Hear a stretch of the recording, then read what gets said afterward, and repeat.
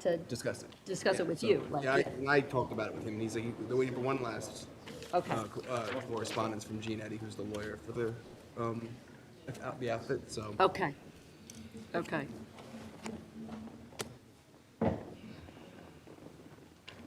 Mike, are we to go? Let's see how the conversation goes.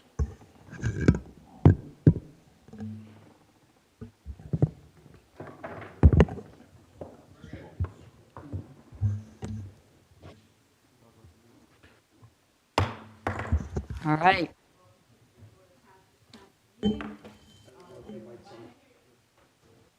Welcome to the Bridgewater Township Council meeting.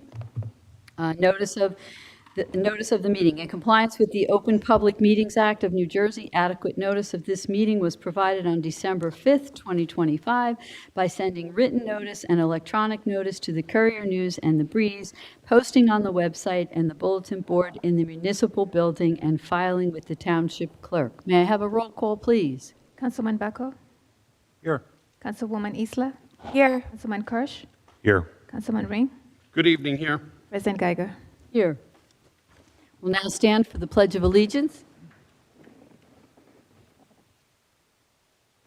I pledge allegiance to the flag of the United States of America, and to the republic for which it stands, one nation, under God, indivisible, with liberty and justice for all.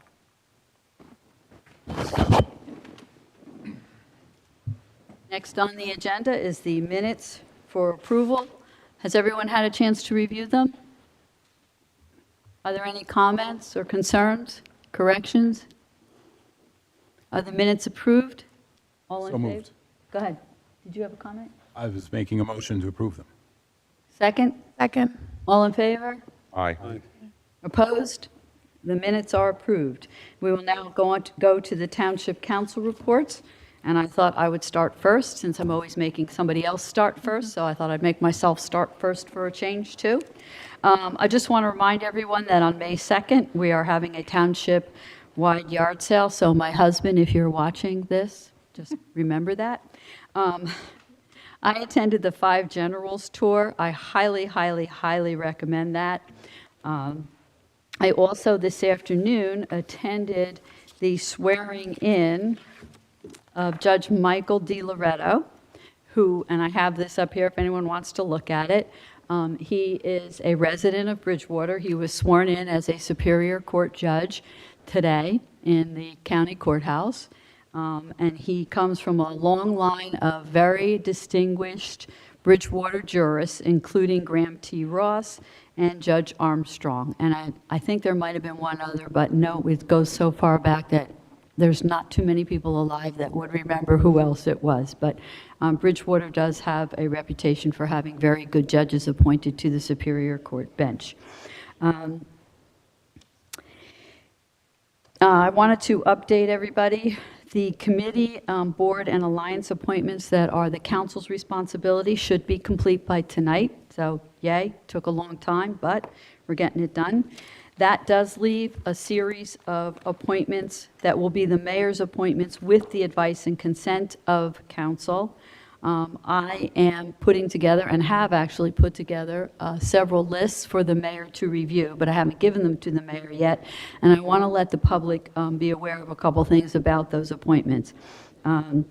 First of all, I'm trying to recommend one appointment per person. Rather than having, the same people serve on 2 or 3 committees, I'd like to get more people involved, and I think I want to give the people who are on the committees time to dedicate to the committees. Secondly, I can only recommend people who have filled out an application. So if you haven't filled out an application, I can't make a recommendation to the mayor to appoint you. With respect to the open committees, okay, there's the Health Advisory Board. There are 2 open spots. I have 3 recommendations, 3 people who applied. It would be nice if there was at least one more name that I could present to the mayor to consider. The Library Advisory Board, there are 4 openings. I have 5 recommendations, so if anyone else is interested in, get your application in. I think there are applications outside, right? Right outside the door. The park board, and I've talked to the mayor about this, the mayor has suggested that we might want to combine the park board and the recreation board, because there is a lot of crossover.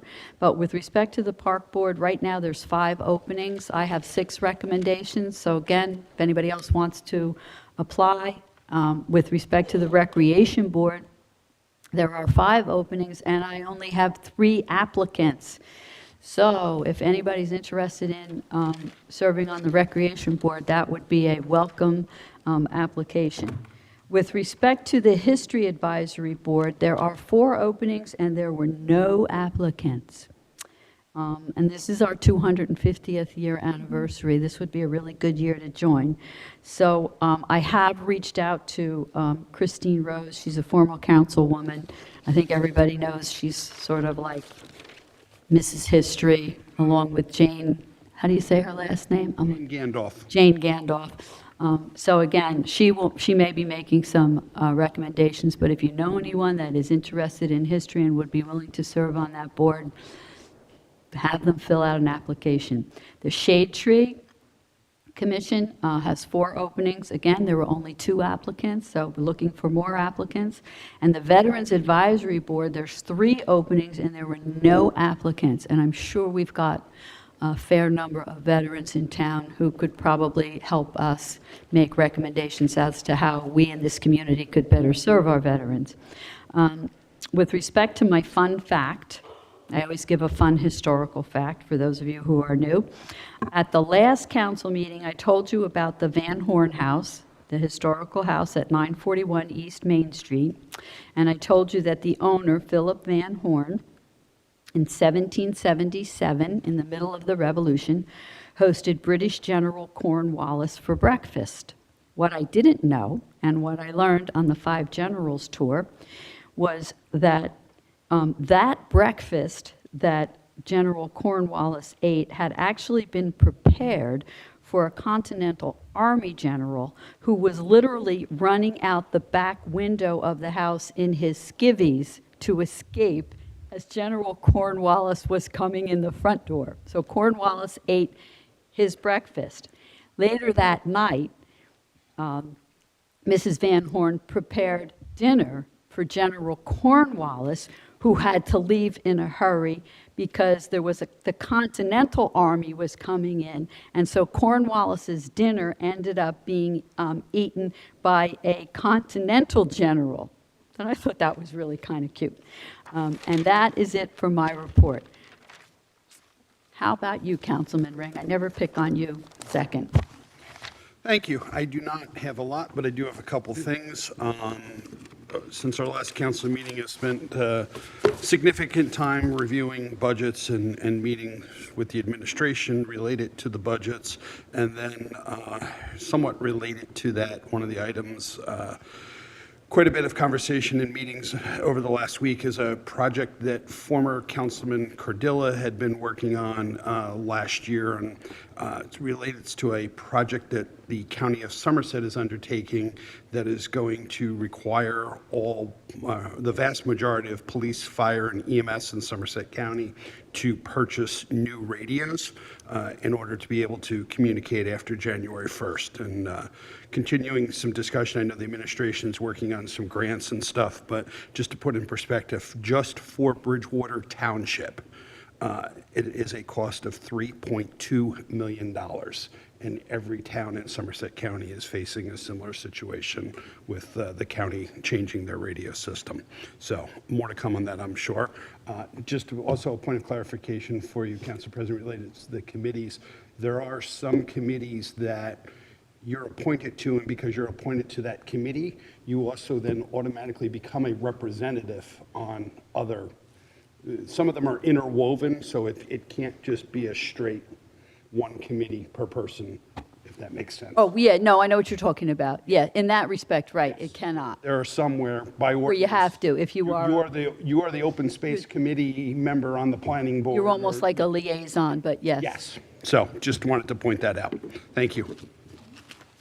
Okay, Councilman Bucko, pick on you next. Thank you very much. I just want to highlight that our fellow Councilman Ring was honored by the Scouting America recently. He's too modest to mention that himself, but congratulations. Congratulations. Congratulations. Thank you. Yesterday I attended a meeting of the Somerset County Community Development Committee, of which I am one of Bridgewater's members to. What this committee does is reviews the requests for community development block grants from the municipalities and qualified organizations within the county. And Somerset County is the only county in New Jersey to use a community-based decision-making process. So this committee is comprised of elected officials from the municipalities in the county, along with some appointed officials and community members. And together, this committee makes the recommendations of who what organization should receive the grants, and then makes that recommendation to the county commissioners for final approval. There is, certainly money available through community block grants for organizations and municipalities to do improvements for their community. So I believe in the future we will be looking into whether or not Bridgewater can qualify for any of those. I also attended the Heritage Trails Association's Five Generals bus tour. It was a very fun experience and very educational experience, going from house to house throughout Somerset County and just experiencing the locations where the Revolutionary War unfolded. And as we celebrate the 250th anniversary of the signing of the Declaration of Independence this year, I would encourage everyone to attend any such events in the future, which I'm sure we will bring to the public's attention as they become available. Opening day for the Somerset Patriots was this past Friday. If you're a baseball fan, it's a great experience, a great affordable outing for your family. I would definitely encourage you to check out a game. If you're a fan of the Yankees, it's the AA affiliate of the minor league team, so you can watch who might be the future stars of your favorite team. If you're not a fan of the Yankees, you could watch what you hope will not become the future stars and hate watch a really great game. This Saturday is the opening day for the Bridgewater Youth Baseball and Softball. It's at Prince Rogers Field, and all of the youth baseball, softball, and t-ball teams come together, have a parade, and there's a nice opening ceremony, and some special guests are always there. And finally, the Finance Committee met over the weeks since our previous council meeting. The output of that, I believe, will be presented this evening, the budget. I would like to take the opportunity to thank the Township Administrator Pappas and the whole finance team that put in the work to get the budget on time, and we will continue that process tonight. Thank you.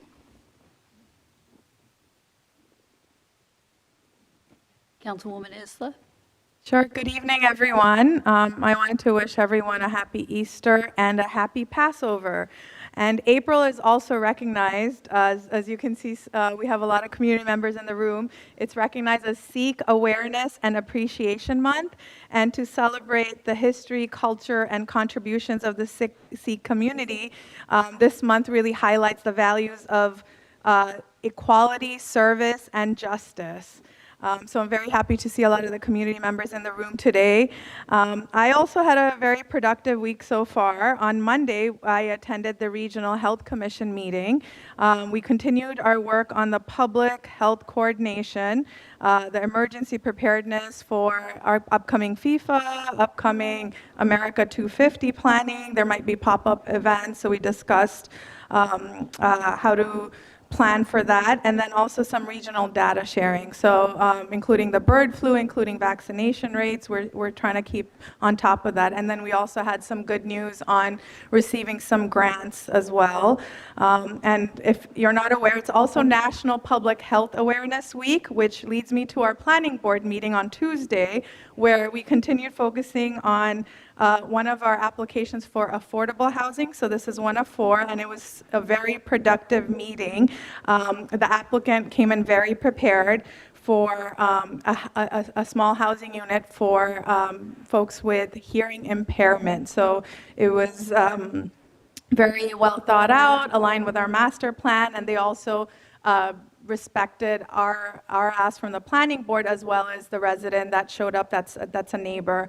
So I thought it was a very productive planning board meeting.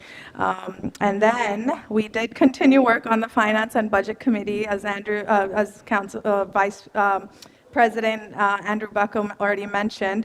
The last week, we actually, on Tuesday, met with the health insurance experts. So thank you for that. It was really interesting learning about how the public versus private sectors are very different. I'm from the private sector. We don't have to deal with unions typically, so it's very important to understand the differentiations there, as well as considerations on the budget impact. And then, tonight we'll introduce the budget. Families like mine, seniors, small businesses, we feel every change in our tax bill. So I really appreciate, again, the CFO, the team's effort in explaining everything to us, all the numbers, sharing your perspectives every week. It was already mentioned, our goal is to really make sure that everyone in the public is informed, as we were, and that, our tax dollars are being managed responsibly. So, really appreciate the whole team for that. And that's all for me today. Councilman Kirsch? Thank you. 2 very brief reports, both of which have been alluded to, have been involved in several budget conversations. I'm not sure if Councilman Bucko drew the short straw, and that's why he was talking to me. I know that's the way we typically have to operate, because we can only have conversations 2 at a time. No, the reason is because the 2 of you are the toughest. Oh, when it all comes right, to the all right. budget. Well, So we all put right. the 2 toughies together. Whatever the reason was, and I do want to express appreciation to Councilman Bucko for jumping in and becoming a subject matter expert quickly.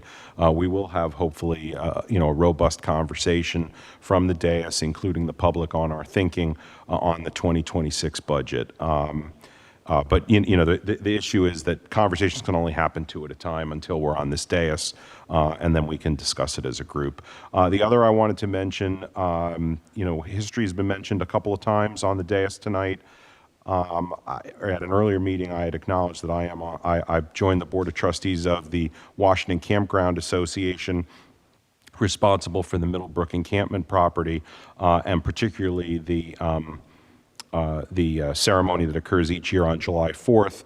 Some ideas are circulating around, and it is our expectation and anticipation of really making this 250th anniversary of the signing of the Declaration of Independence meaningful for the full community, really combining all of our resources on the town side, on the Campground Association side, to really make sure that we have as big of an impact as possible, leading into next year, 2027, being the 250th anniversary of the raising of the first American flag on that property. So, everybody knows 2026 is a big anniversary. Well, around here, 2027 will be as well. And that's my report. Maybe you could get someone from that group to apply for the history? Well, there are a couple on there that you mentioned. Okay, I'll work on them. thank you. Okay, next we have the mayor's report. Thank you. Just a couple of items on behalf of the mayor. Want to draw account public's attention to one of the items on the agenda, which is the proposed award of contract for the Middlebrook Pump Station. This has been a project that we have been working on for quite some time. I certainly want to thank Mr. Genova and other people within our engineering and public works departments for their efforts bringing us to this point. The other item that I want to mention is the last meeting, there was a member of the public who came, a resident of Washington Valley Road, who came expressing some concerns about a drainage issue that they were experiencing. Earlier today, Mr. Genova, Mr. Burr, and Mr. Schimpf visited the site. I was given a report, and some additional research is needed to see what appropriate response might be from the township. This is the property that the county may have an easement and we have an easement, correct? Yeah, and it's not as clear-cut as that at this point, from what I understand, and we'll certainly learn more, and we'll keep you posted. I think that's all. I'll have more to say later. Thank you. Okay. Next on the agenda, we have a proclamation, and I do want to give a little intro with that. This is a proclamation relating to the American Lung Cancer Screening Initiative in New Jersey. I'm very, very proud to say that the Bridgewater Raritan students, most of whom I believe are here tonight, have formed the very first organization in New Jersey. And we have a proclamation here, which I think we should all read. I'll start and we'll just go down the line and read. So, proclamation of the Bridgewater Township Council, Bridgewater, New Jersey, supporting the First Responders and Veterans Lung Cancer Screening Access Act and commending the founding students of New Jersey's first high school chapter of the American Lung Cancer Screening Initiative, ALCSI. Whereas lung cancer remains the leading cause of cancer-related death in the state of New Jersey, exceeding mortality from breast, colorectal, and prostate cancers combined. And, Councilman Bucko, if you want to pick up, do you have a copy of the proclamation? We all should. So I'm on the second whereas. Yes, I do. Whereas low-dose computed tomography screening has been demonstrated to reduce lung cancer mortality in high-risk populations by approximately 20% when performed in accordance with evidence-based guidelines, and Whereas firefighters, law enforcement officers, emergency medical services personnel, and veterans face elevated occupational risks of lung cancer due to exposure to smoke, diesel exhaust, hazardous materials, and other carcinogens. And Councilman Ring? Whereas the First Responders and Veterans Lung Cancer Screening Access Act has been introduced in the New Jersey legislature with bipartisan co-sponsorship. Whereas said legislation would establish a coordinated education, outreach, and referral program within the New Jersey Department of Health to ensure that first responders and veterans are aware of their eligibility for screening and are able to access LDCT services through existing healthcare pathways.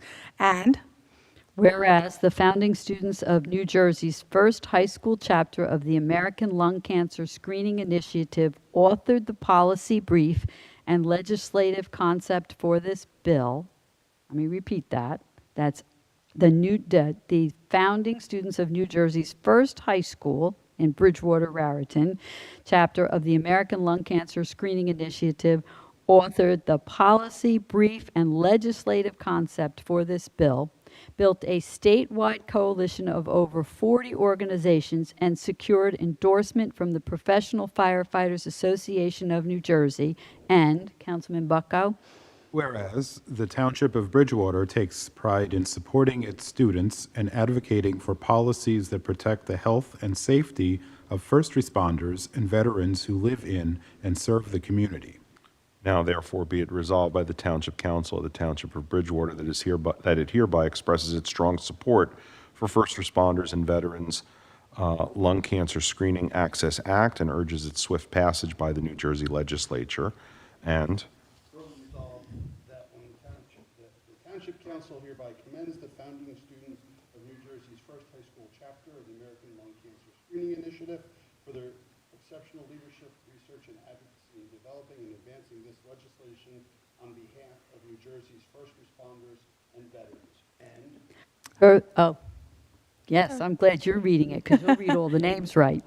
Further resolved that the township clerk is hereby authorized and directed to transmit certified copies of this resolution to Governor Mikey Sherrill, Senator Andrew Zwicker, Senator Douglas Steinhardt, Assemblyman Roy Freeman, Assemblywoman Mitchell Drillis, Assemblyman John DeMaio, Assemblyman Eric Peterson, and the founding students of New Jersey's first high school chapter of the American Lung Cancer Screening Initiative, also known as ALCSI, including Krishna Dallapalli, who's the president, Avneet Singh, who's the vice president, Kush Dave, who's the communications director, Inaya Ashar, who's the events director, Ilona Saichev, who's the deputy events director, and Kostav Badri, who's the policy director. Congratulations, everyone.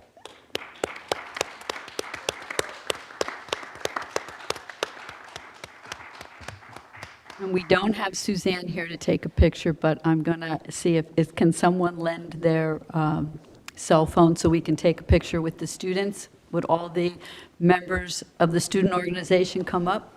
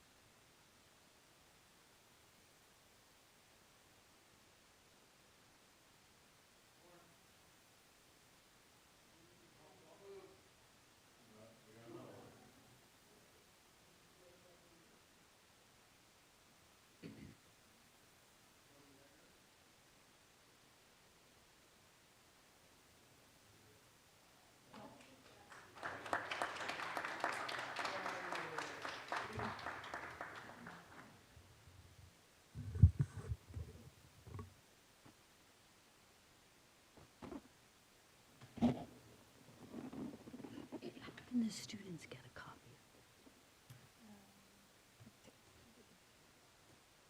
Or can I? I'd like to put a seal in it. So we'll be mailing you the proclamation, okay? It'll be in a nice, you'll see. Grace fixes it up really nice for us. I'm going to ask for a consent from my fellow council members to skip through number 8 for the moment, to open the meeting up to public comment solely for those people at this point that would like to make a comment with respect to the proclamation, so that the students and their parents and anyone else who was here tonight just for that purpose don't have to sit through what will probably be a very long presentation and conversation. So can I have a motion to open the meeting up for the public for that limited purpose for now? I'll make that motion. Can I have a second? Second. All in favor? Aye. Aye. Okay. So, members of the public wishing to address the council on any matter relating to the proclamation we just passed will have 3 minutes to speak, which may be extended in the discretion of the council president. An additional minute may be allotted for responses to comments from the dais. And I do believe our president, the president of the student organization, would like to speak. And I would just say you write your name and your address on the form over there. And then when you stand at the podium, if you would state your name, you don't have to state your address, but if you would just mention that you are a resident of Bridgewater or not, I would appreciate it. Okay. Yes, you're very efficient. Very, very efficient. Good evening, all. My name is Krishna Dalapalli, and I'm from Bridgewater. First off, thank you, Council President Geiger and members of the Township Council. Currently, I'm a junior at Bridgewater Raritan High School, and today I'm here with my team, my Vice President, Avneet Singh, and my Communications Director, Kush Dave. They've been by my side through this entire journey. First off, I just want to say a couple thank yous. I want to give special thanks to Council President Geiger. You were the one that really helped push this forward, and you really taught me a lot about wordsmithing. I really appreciated that. And secondly, Councilman Ring. You both were the first members of the council who agreed to meet with Avneet and I. You listened, you asked hard questions, and you believed in us. Councilman Ring, as someone who served on rescue squad, you understand the risks that first responders face every day. You also offered to connect us with Bridgewater's fire chiefs, and we will absolutely take you up on that. Thank you both for being champions from the very beginning. I also wanted to thank Mayor Moench and his office for upgrading this act from a resolution to a proclamation. I understand that it's a rare honor, and I'm ever the more grateful for it. Bridgewater is my hometown. I moved here when I was just a few years old. I started in pre-K, and I've grown up here. I go to school here, and tonight, Bridgewater becomes the first municipality in New Jersey to support this legislation. That really matters.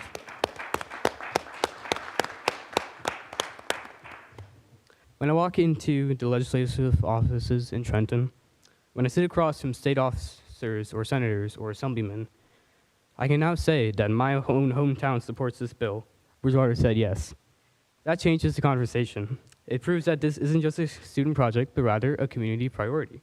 And tonight is a major step forward, but it's not the finish line. This bill still needs to get out of committee. It needs to pass the Senate, pass the Assembly, and get signed by Governor Sherrill. There will be more hearings, more calls, more waiting. But tonight, because of you, we have proof that this bill matters, and that momentum will carry us all the way to the governor's desk. So here's what I want you to think about. A few months ago, I was a student reading policy briefs in my bedroom. Tonight, I'm standing here because Bridgewater believed in me. And imagine what the next student with a big idea could do if they knew that their hometown would be behind them. Thank you for being first.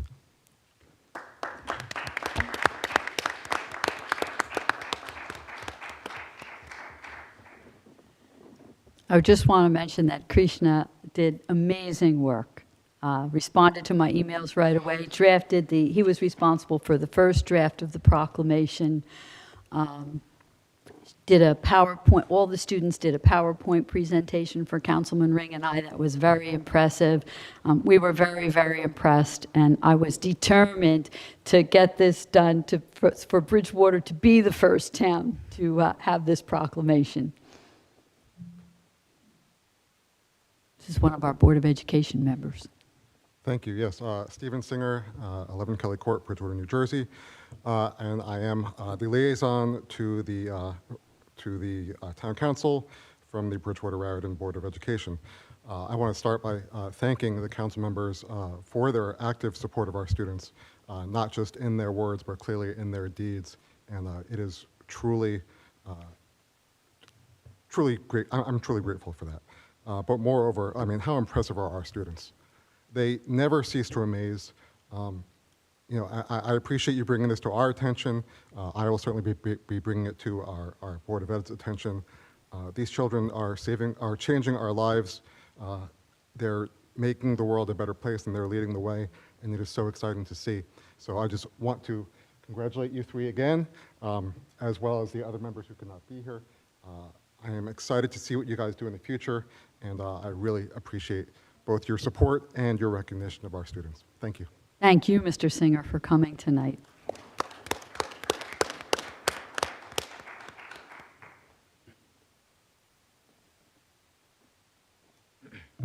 Hi all, esteemed members of the council. My name is Avneet Singh, and I'm a junior at Bridgewater High School. I'm also the vice president of our team.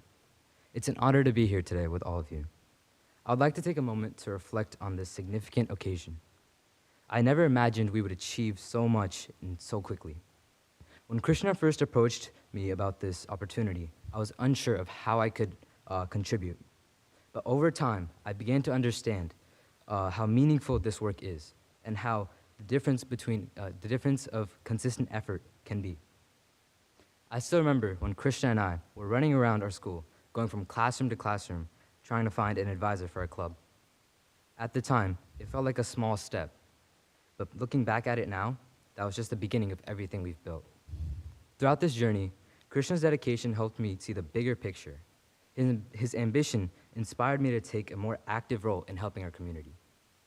As the vice president, I focused on the outreach, connecting with local organizations, first responders, and community members to spread awareness and bring more people into our mission. Through these efforts, we were able to build, support, and expand the impact of what we're working towards. I also want to sincerely thank everyone who's supported us along the way. This council, our community, and everyone who believed in us and believed in what we were trying to accomplish. Your support is what made this possible. Thank you so much for your time. Thank you.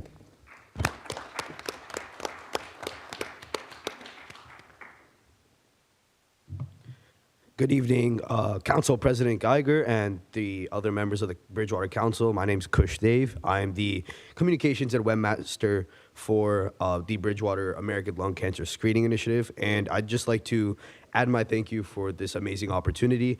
As Webmaster Communications, I mainly handle kind of our outreach as well as public view.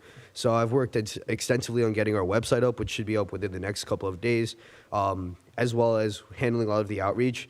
To date, we've reached out to over 80 different organizations across New Jersey, which include fire departments, fire unions, as well as other EMS and as well as townships such as you guys. So thank you guys for being first, obviously. On top of that, from this, we've got a lot of success. As mentioned, we have support in the New Jersey Senate, and this has already fully been introduced. And overall, thank you all for this opportunity, and we hope to see what we can do in the next few months. Thank you. Thank you. Council Vice President, if I could, as somebody whose family has been impacted by lung cancer, I'd like to thank you for your efforts in improving early detection, because early detection really is the key to the better chance at beating what is unfortunately a very common disease. Thank you. Did everybody sign in, by the way? That's it. Okay. Good evening, members of the council. My name is Dr. Madhu Daulapalli, and I'm here tonight not just as a resident of Bridgewater, but as a very proud parent. My son, Krishna Daulapalli, along with his fellow students from the Bridgewater Raritan High School chapter of the American Lung Cancer Screening Initiative, has been working on something that is truly vital. They have developed a legislative concept called the First Responders and Veterans Lung Cancer Screening Access Act. Many of us know that lung cancer is the leading cause of cancer for death in New Jersey. But what these students have discovered is even more alarming. Our first responders, the firefighters, police officers, and EMTs who protect us, face significantly higher risk of lung cancer due to their occupational exposure to smoke and hazardous materials. Yet, despite the fact that early screening can reduce mortality by 20%, many of our heroes and veterans simply don't have clear access to these life-saving tests. Krishna and his team didn't just identify a problem. They built a statewide coalition of over 80 organizations, from firefighter unions to veteran groups, to support a solution. Their proposal aims to create a statewide coordinated program for education and outreach, ensuring those at highest risk are aware of their eligibility and can easily find screening centers.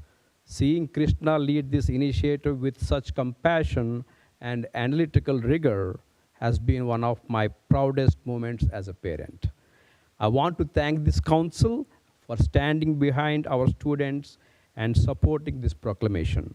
By supporting this act, you are helping to protect the very people who spend their lives protecting us. Thank you.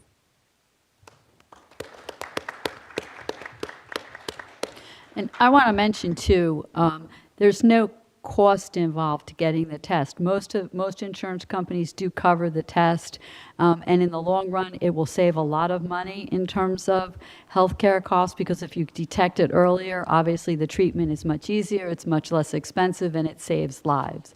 Is there anyone else that would like to address the proclamation? Hearing none, I'm going to make a motion to close this portion of the open public meetings for now. Can I have a motion? So moved. Second? Second. All in favor? Aye. Okay. And Council President, just for clarification, we intend to go to the presentation and introduction of the 2026 budget and then come back for broader-based public comment, correct? That's correct. Okay. Yes. Yes. So that brings us to the presentation and introduction of the 2026 municipal budget. And I believe we have some esteemed members of our administration here tonight in that regard. So do we do the, we don't vote on the introduction, we do the presentation first? Yeah. Okay. So, Okay, Council President, I'm going to start things off. okay. I want to thank, on behalf of the mayor and the administration, certainly our finance team, Sarah Hausman, our acting CFO and Director of Finance, and Anne Marie Sylvia, who is our Deputy CFO and Treasurer, for their invaluable efforts to bring us to this point. I also want to thank the members of the Finance Committee, who has spent a considerable amount of time with us, having weekly meetings for many weeks now, and for your input and your consideration. Certainly other members of the council that we've had a chance to meet with to brief you on what has been put together. So what we have here is a PowerPoint presentation that we'll go through hopefully pretty quickly, that will give you all an overview, that is members of the public, and if the council, whatever council's determination is, if the budget is introduced, then certainly it would then be made available for the public for review prior to any public hearing. And I just want to add to that, this was very much a bipartisan endeavor. I met with the administration at least 3 or 4 times. I had many conversations with individual council members, and the township administrator sat down with me for about 3.5 hours and literally went over it line by line, every single line.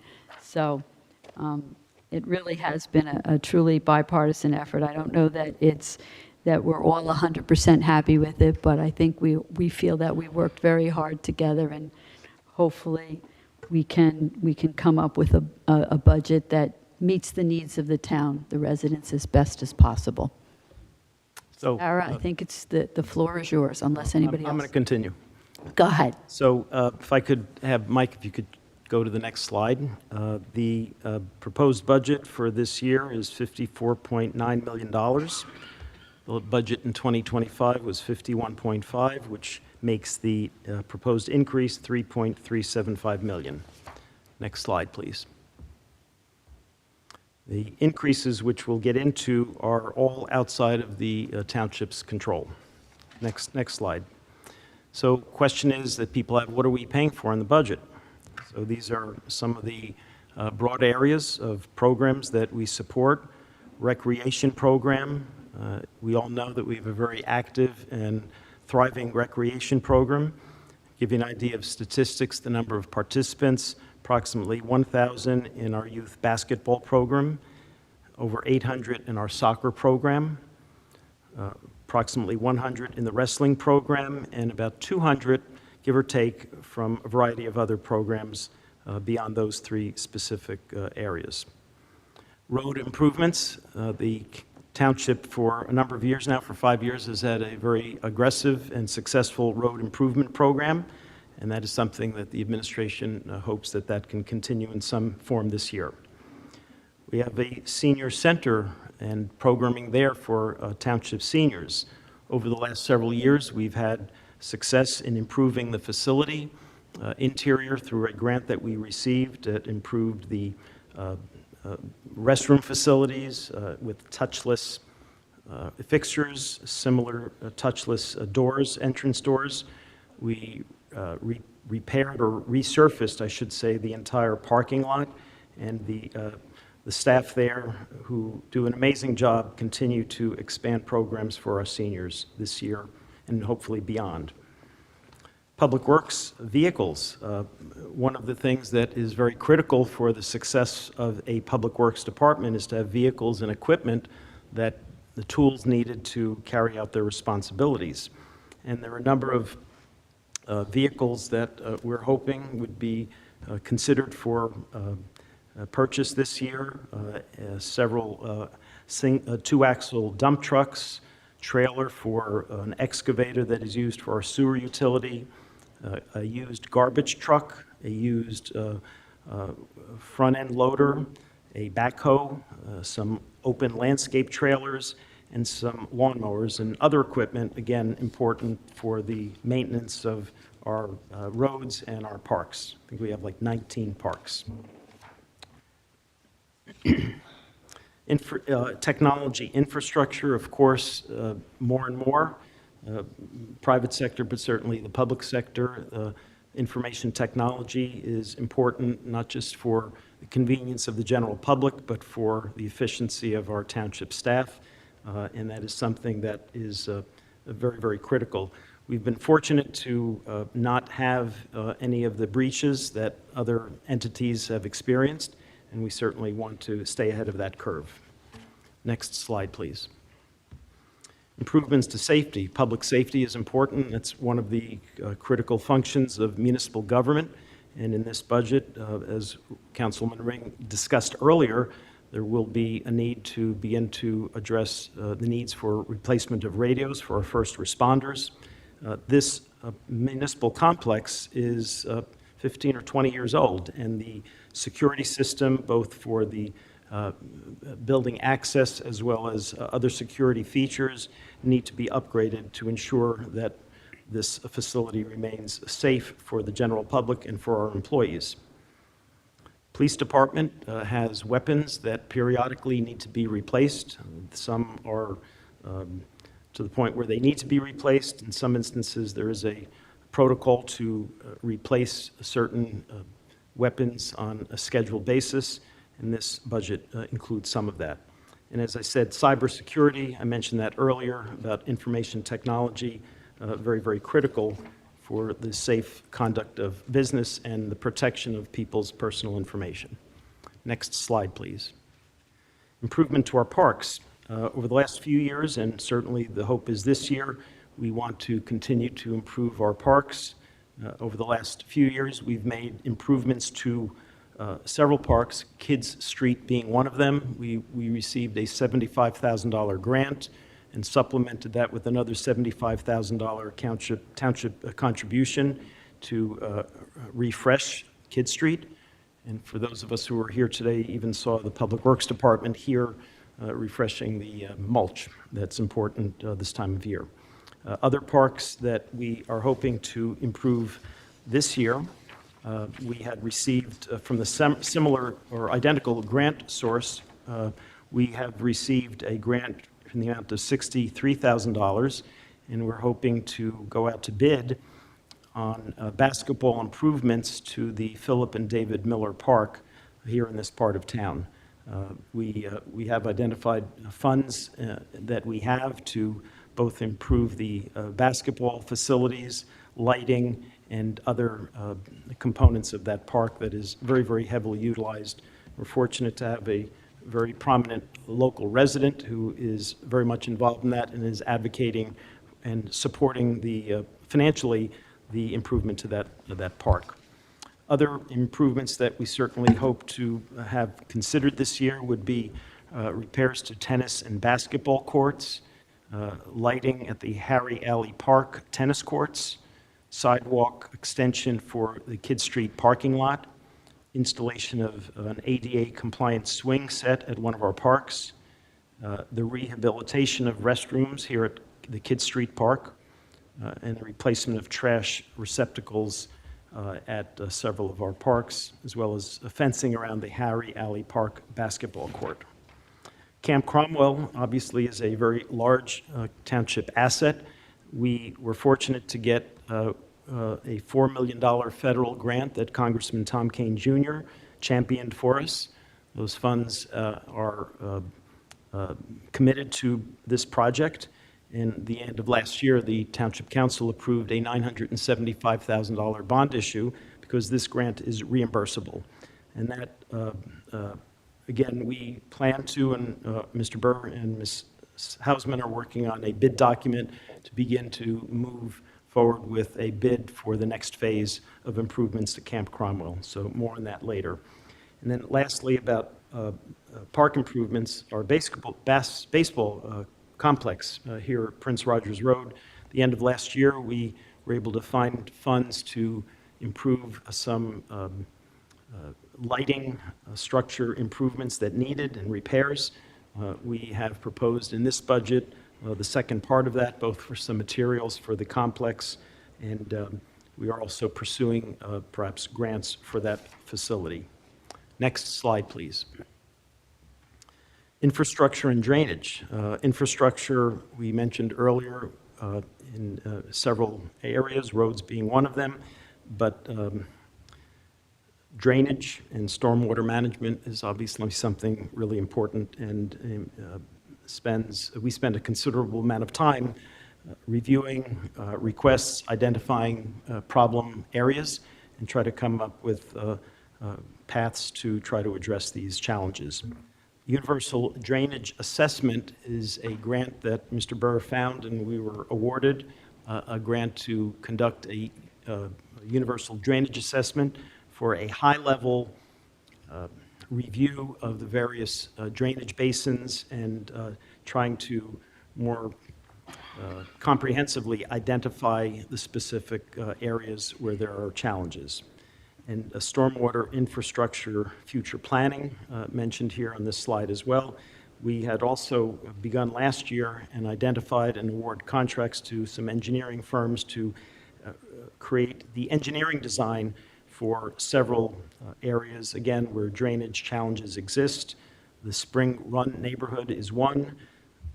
2 drainage projects in the Brown Road and Carteret Road areas of town, and certainly there are others that we hear from residents and property owners all around, and we try to identify funding, because that's obviously critical, not just for the engineering design, but ultimately for any construction. In the past, we've been fortunate to get federal grants. Several years ago, after Ida, we received, I think it was about $700,000 in a grant. That was a match, where we had to match, I think, 25% in addition to that, to address some pretty significant drainage issues in different parts of town.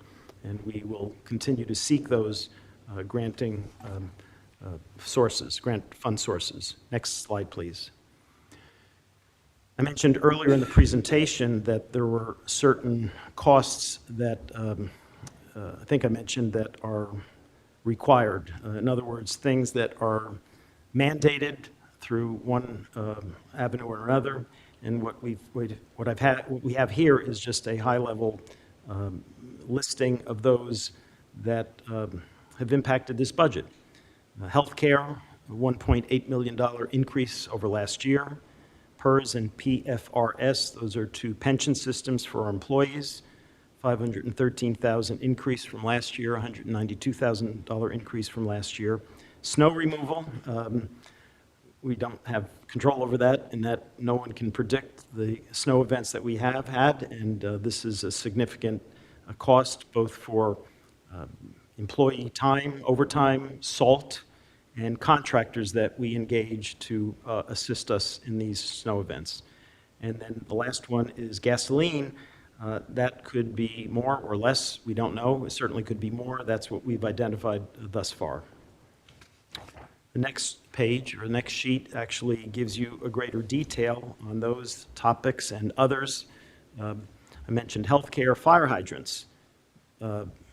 most people don't know that the fire hydrants that are in public right-of-ways are owned by New Jersey American Water, but in New Jersey, municipalities are charged a fee from the water company to maintain those fire hydrants. And this year, there's a $70,000 increase to Bridgewater Township for those fire hydrants. It went from $811,000 to $871,000, or $881,000. Gasoline, I mentioned, pension systems, Social Security, of course, liability insurance, and I mentioned snow removal, all totaling over $3.4 million.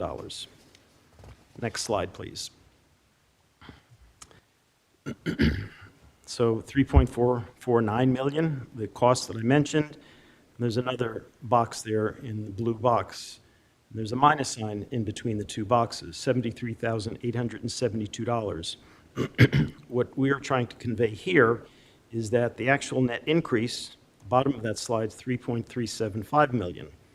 The increased costs are, in a sense, somewhat offset by $73,872. So if we did not have the increased costs that were mentioned just a moment ago, we tried to tighten our belt and actually reduce the remaining portion of the budget by $73,872 from the previous year. Next slide.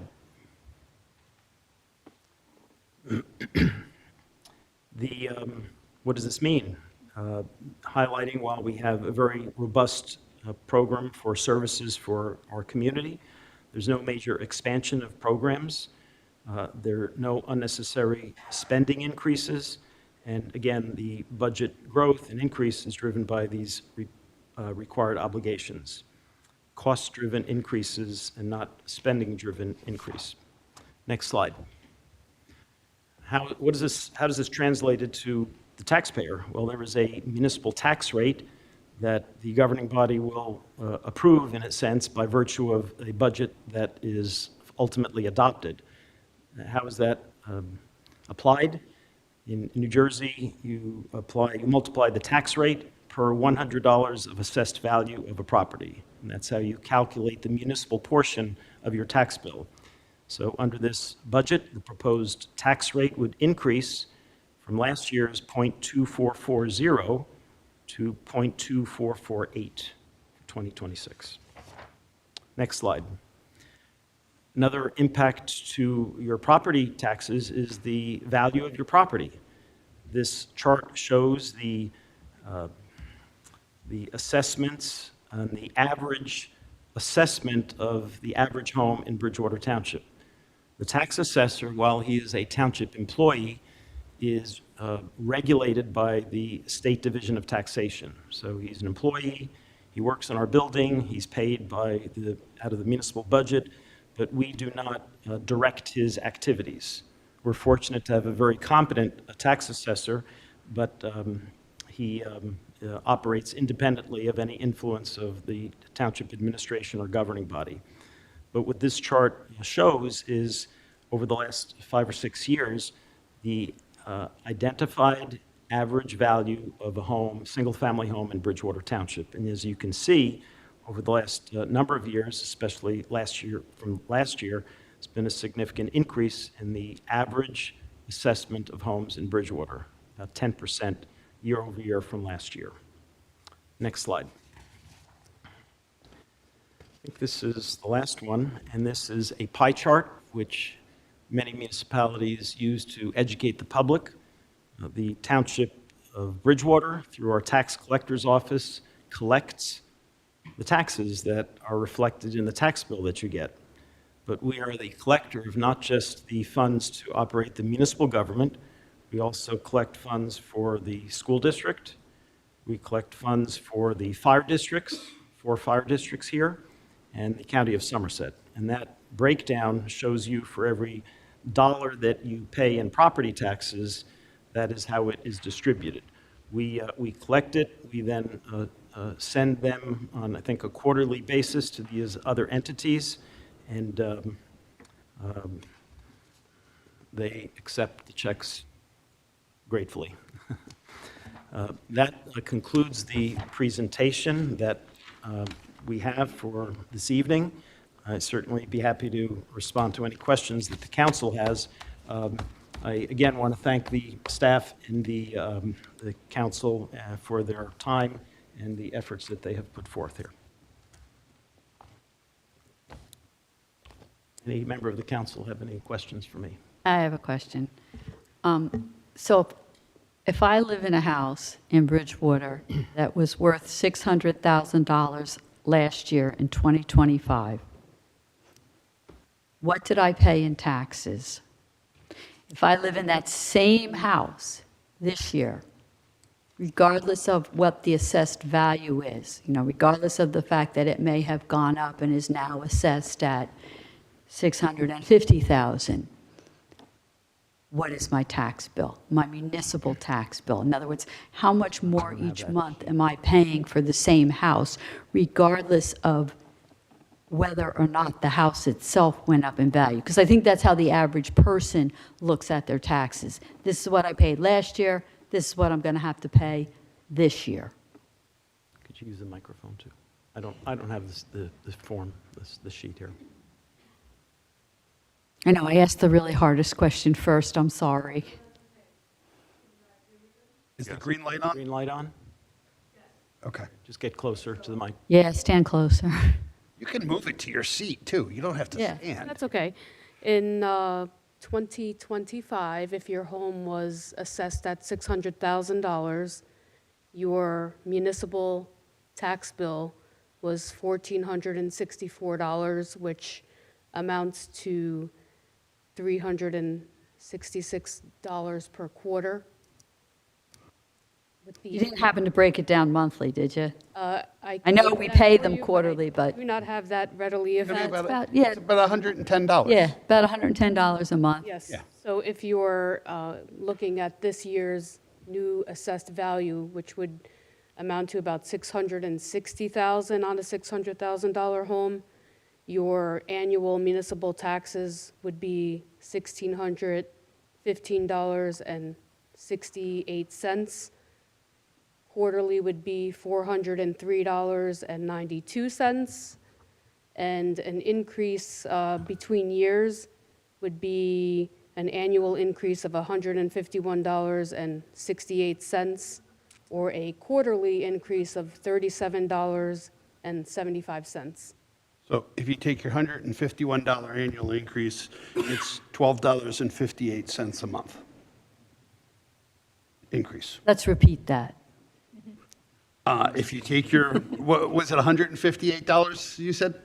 For the entire year would be $151. All right, $151 divided by 12 months is $12.58.333333 Per month. per month. Anne Marie put that chart together. She spent a lot of time working with. Can we make that chart available to the public? And can this PowerPoint presentation be It'll made? be on the website. Perfect. I do want to also say that Councilman Bucko had provided me with a series of questions that I did provide to him in writing, and I'd just like to touch on them if you indulge me. Yes, I would like to ask you question number one that was on the sheet. If we look at the budget, it's a kind of chunky boy. You'll see that year over year there's a increase in the election line item, tax assessment line item, engineering services, information technology, and vehicle maintenance line items. Could you provide the reasons for the increases? Sure. The election process is carried out in Bridgewater Township by the Township Clerk's Office, but they are in partnership with the county clerk's office specifically, and the sample ballots that are printed that we receive as voters are printed by the county, but there's an invoice that is sent to the township. So the increase that is reflected in this budget more accurately reflects the the anticipated costs. Last year, the costs had increased. They projected they would continue to increase, and that's why it went from $25,600 to $46,900. It's not just the, not just the sample ballots, it's the vote by mail ballots as well, no? No, this is just for the sample ballots, Just I believe. Okay. Yeah. Next is tax assessment. Again, the line item there was an adjustment to the line item. On sheet 15 of the 2025 budget, there's a line item for the, quote, reassessment program. Our assessor has what's called an annual assessment program that keeps the tax assessments more current township-wide. The inspections that are handled through the assessor's office, again, are delineated, or the cost of that is delineated through his office. For the 2026 budget, this function was simply combined. It was moved from one sheet to another sheet, and so the actual cost didn't increase per se to the township, but the placement of that expenditure changed from one spot to actually the other expense line item in the assessor's office. Engineering services increased from $151,000 to $186,000. Two reasons for the majority of those costs. One was some of the administrative work conducted by township staff will now be, a small portion of it will now be conducted by the township engineer's engineering firm. And the significant other part of the increase is a permitting requirements that we're going to be seeking from the NJDEP, about a $15,000 cost for that process that we are undertaking in 2026. The information technology went up almost $200,000, primarily because we had the information technology expenses separated for the police department in the police budget and for the rest of the municipal government under information technology. We combined the two. We moved the funding from the police to combine to the IT to ensure that there was greater coordination and not any redundancy. Public Works maintenance, vehicle maintenance, again, increased costs. Our township vehicle fleet is aging, and with increased costs of parts and the additional repairs that are needed for aging vehicles, an increase is requested from $234,000 to $425,000. So that is response to question number one, sir. Thank you. I just would like to follow up on the information technology question. On sheet 20, excuse me, sheet 26 of the budget, there is a line item for IT equipment and hardware. Can you describe what that encompasses? I don't have that here. I can certainly provide that. I know I gave you the other day, I gave you the rather lengthy spreadsheet. I just don't have that with me, but I certainly can provide that to you. Sure, sure. For the members of the public, there are a number of expenses that the township will need to undertake to replace some aging computer systems. You know, this is servers were part of that. Correct. Servers. Yes, correct. There's some servers and then some, I believe, workstations as well. Mm-hmm. And the reality, sometimes unfortunate reality, of dealing with technology, of which I have some experience, is that you're unfortunately in a position of constantly having to upgrade it. So, you know, it used to be the joke that you bought a computer and by the time you got it home and opened the box, it was obsolete. That's not always the case anymore, but there's a point when the hardware becomes end of life and you can't get the replacement parts anymore. In my professional life, I at one point had to look for replacement parts on eBay for some of our machines that we were still trying to keep running. But one of the biggest drivers is keeping in compliance, and the latest version of Windows, the operating system on a majority of PCs in the world,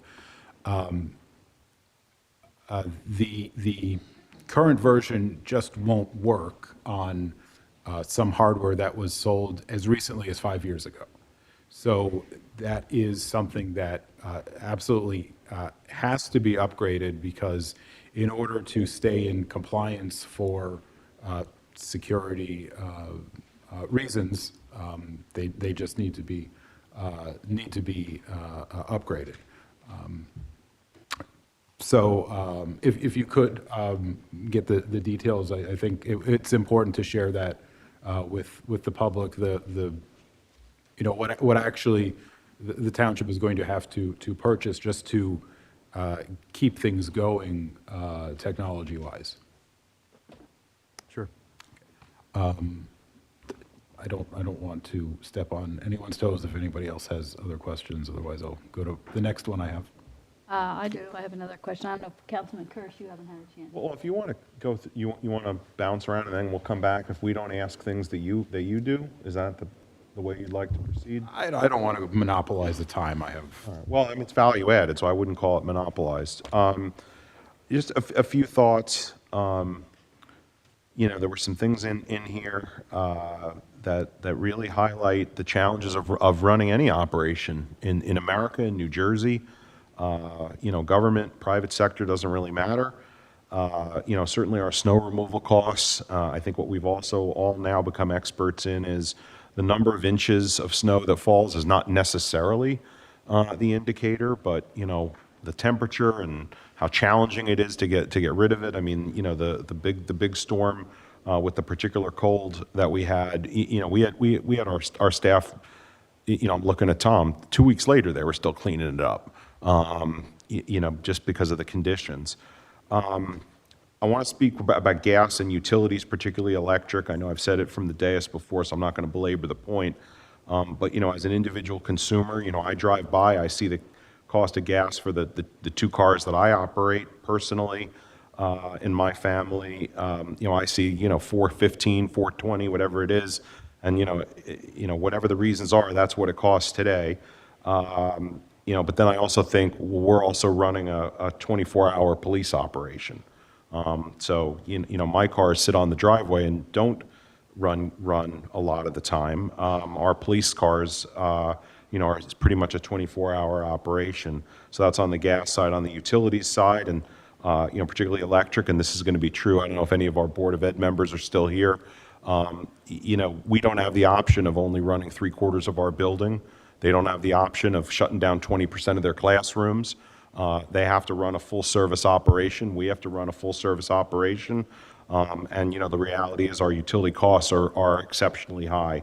Hopefully, some sort of relief is on the horizon, but certainly what we experienced last summer, what we experienced this winter, creates some major challenge. And then I also want to highlight the fire hydrants. I guess for Administrator Pappas, my only question is, do we continue to be confident that we are being properly billed for the exact number of hydrants that are within our system? Yes.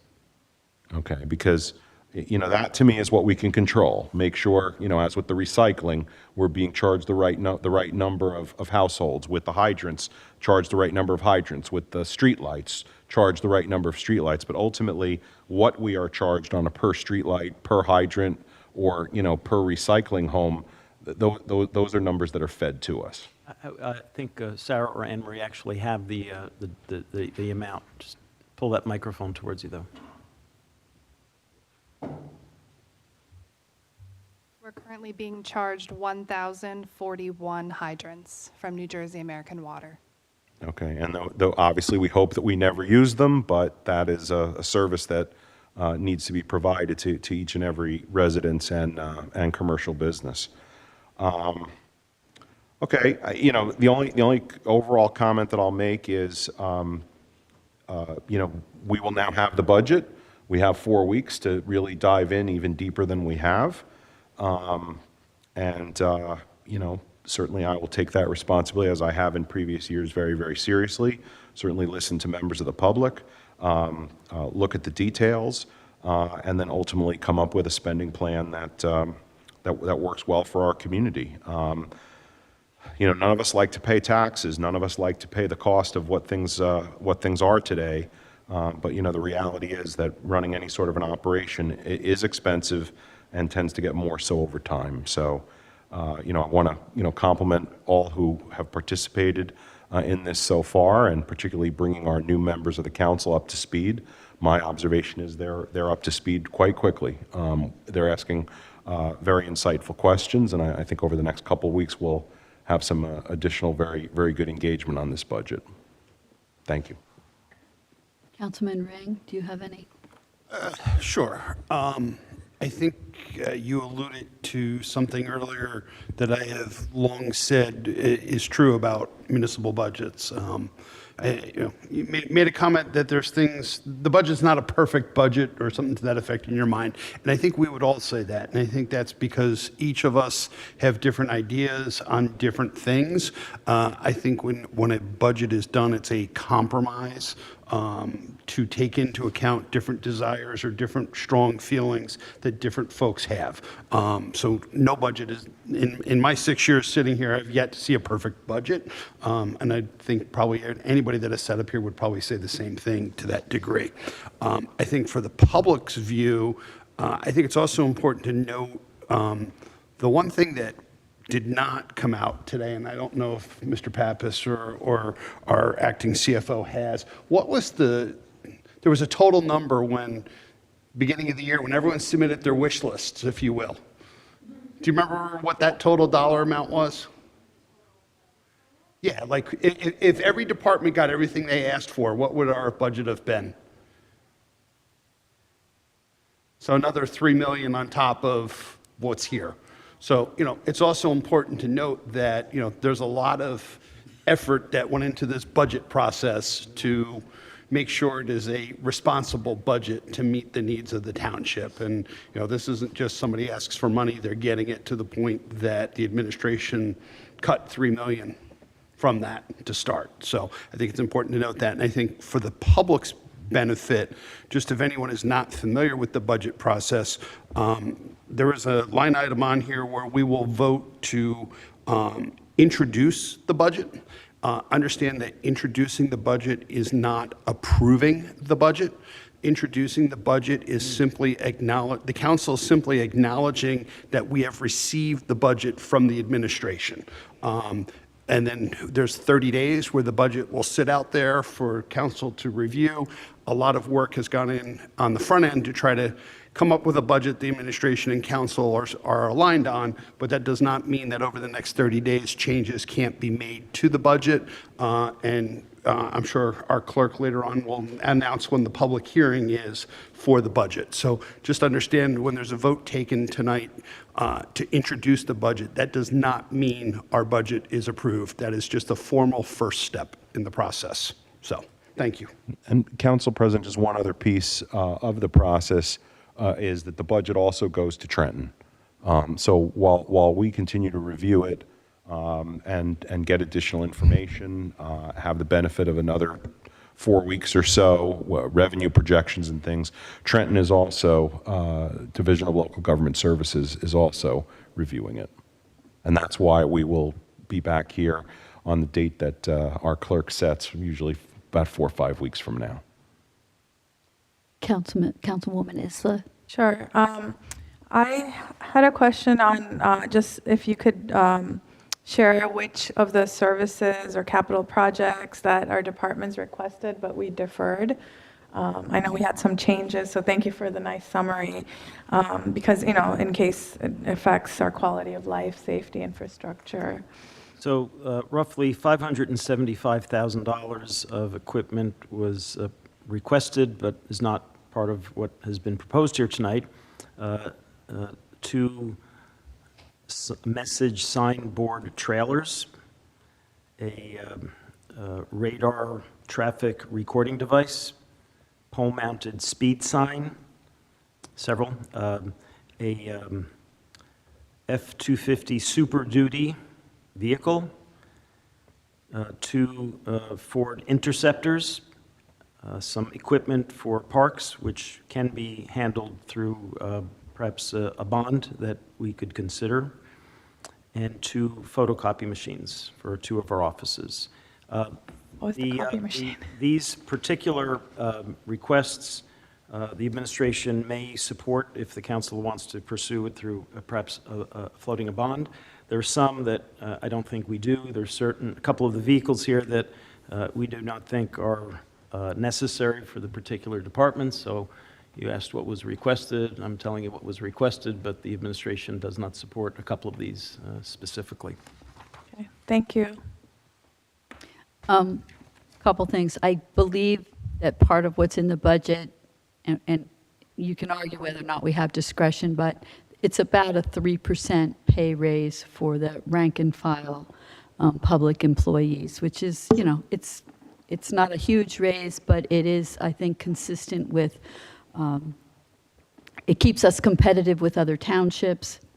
And because there will be a loss to some of our employees will not realize a 3% increase. Well, none of them will realize a 3% gross increase because they're going to be paying taxes on that, so the net amount is lower. And for others, it bumps them up into a different category for health insurance, and they'll be contributing more to their health insurance, so it's not really a 3% increase. But I had a question about the surplus. It's my understanding that the surplus was at about $500,000.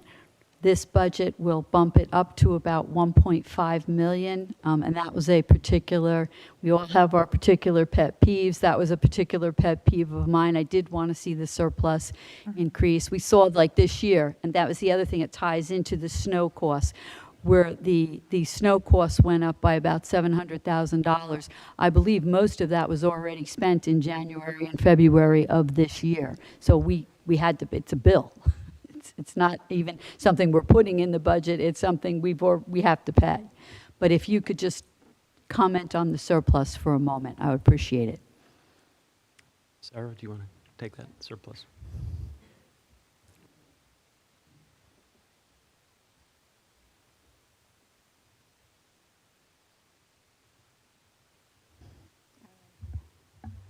So the amount of current fund surplus that we had regenerated at the end of last year at 12/31 was 5.1 million.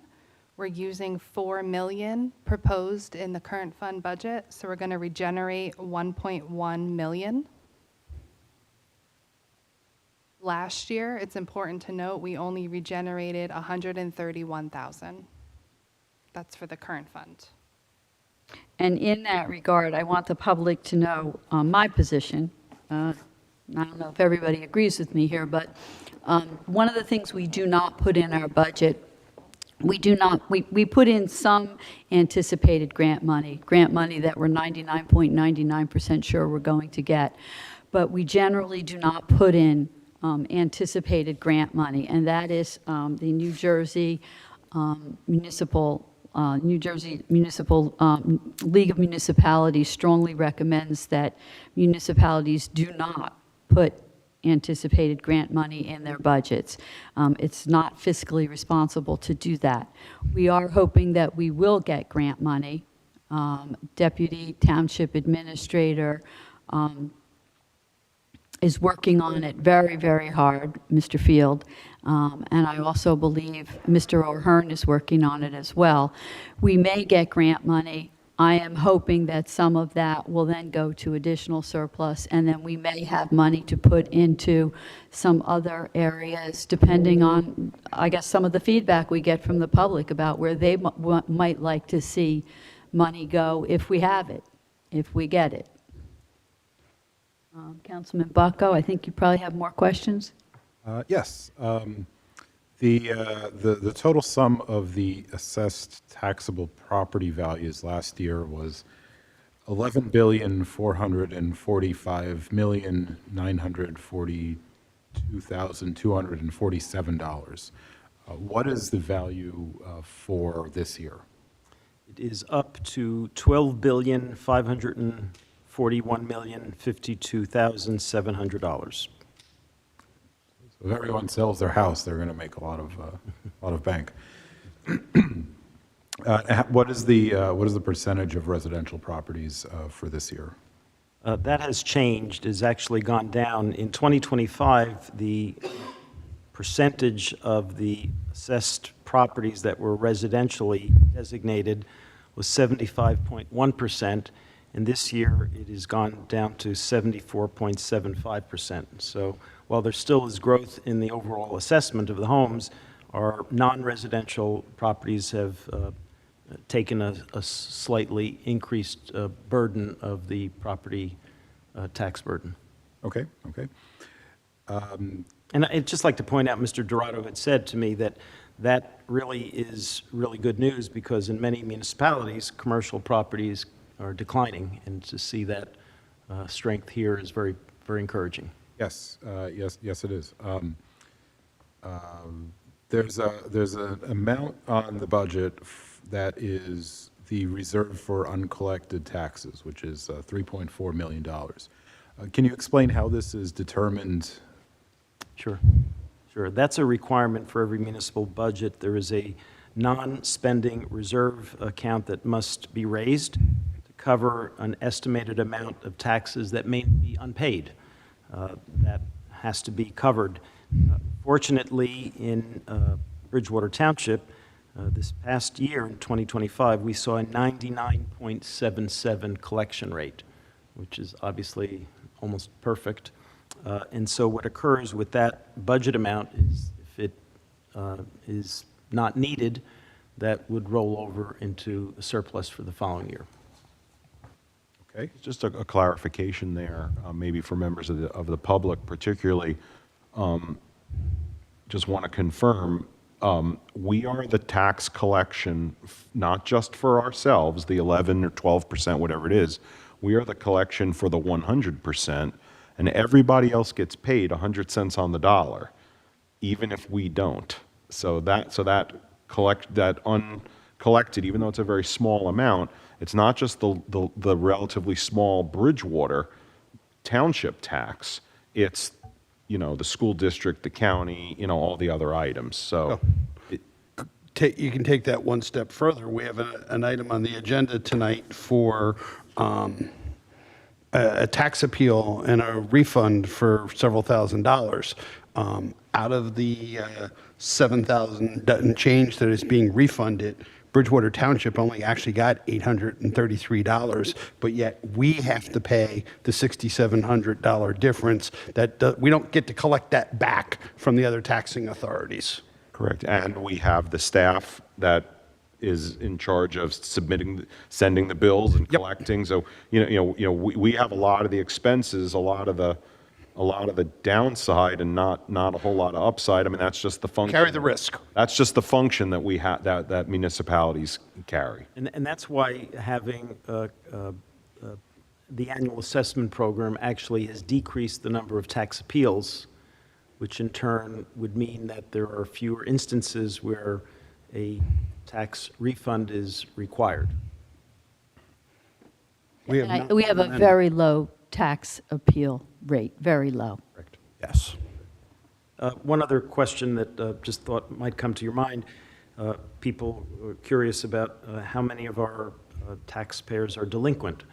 We have over 17,000 line items, 17,000 distinct properties in the township.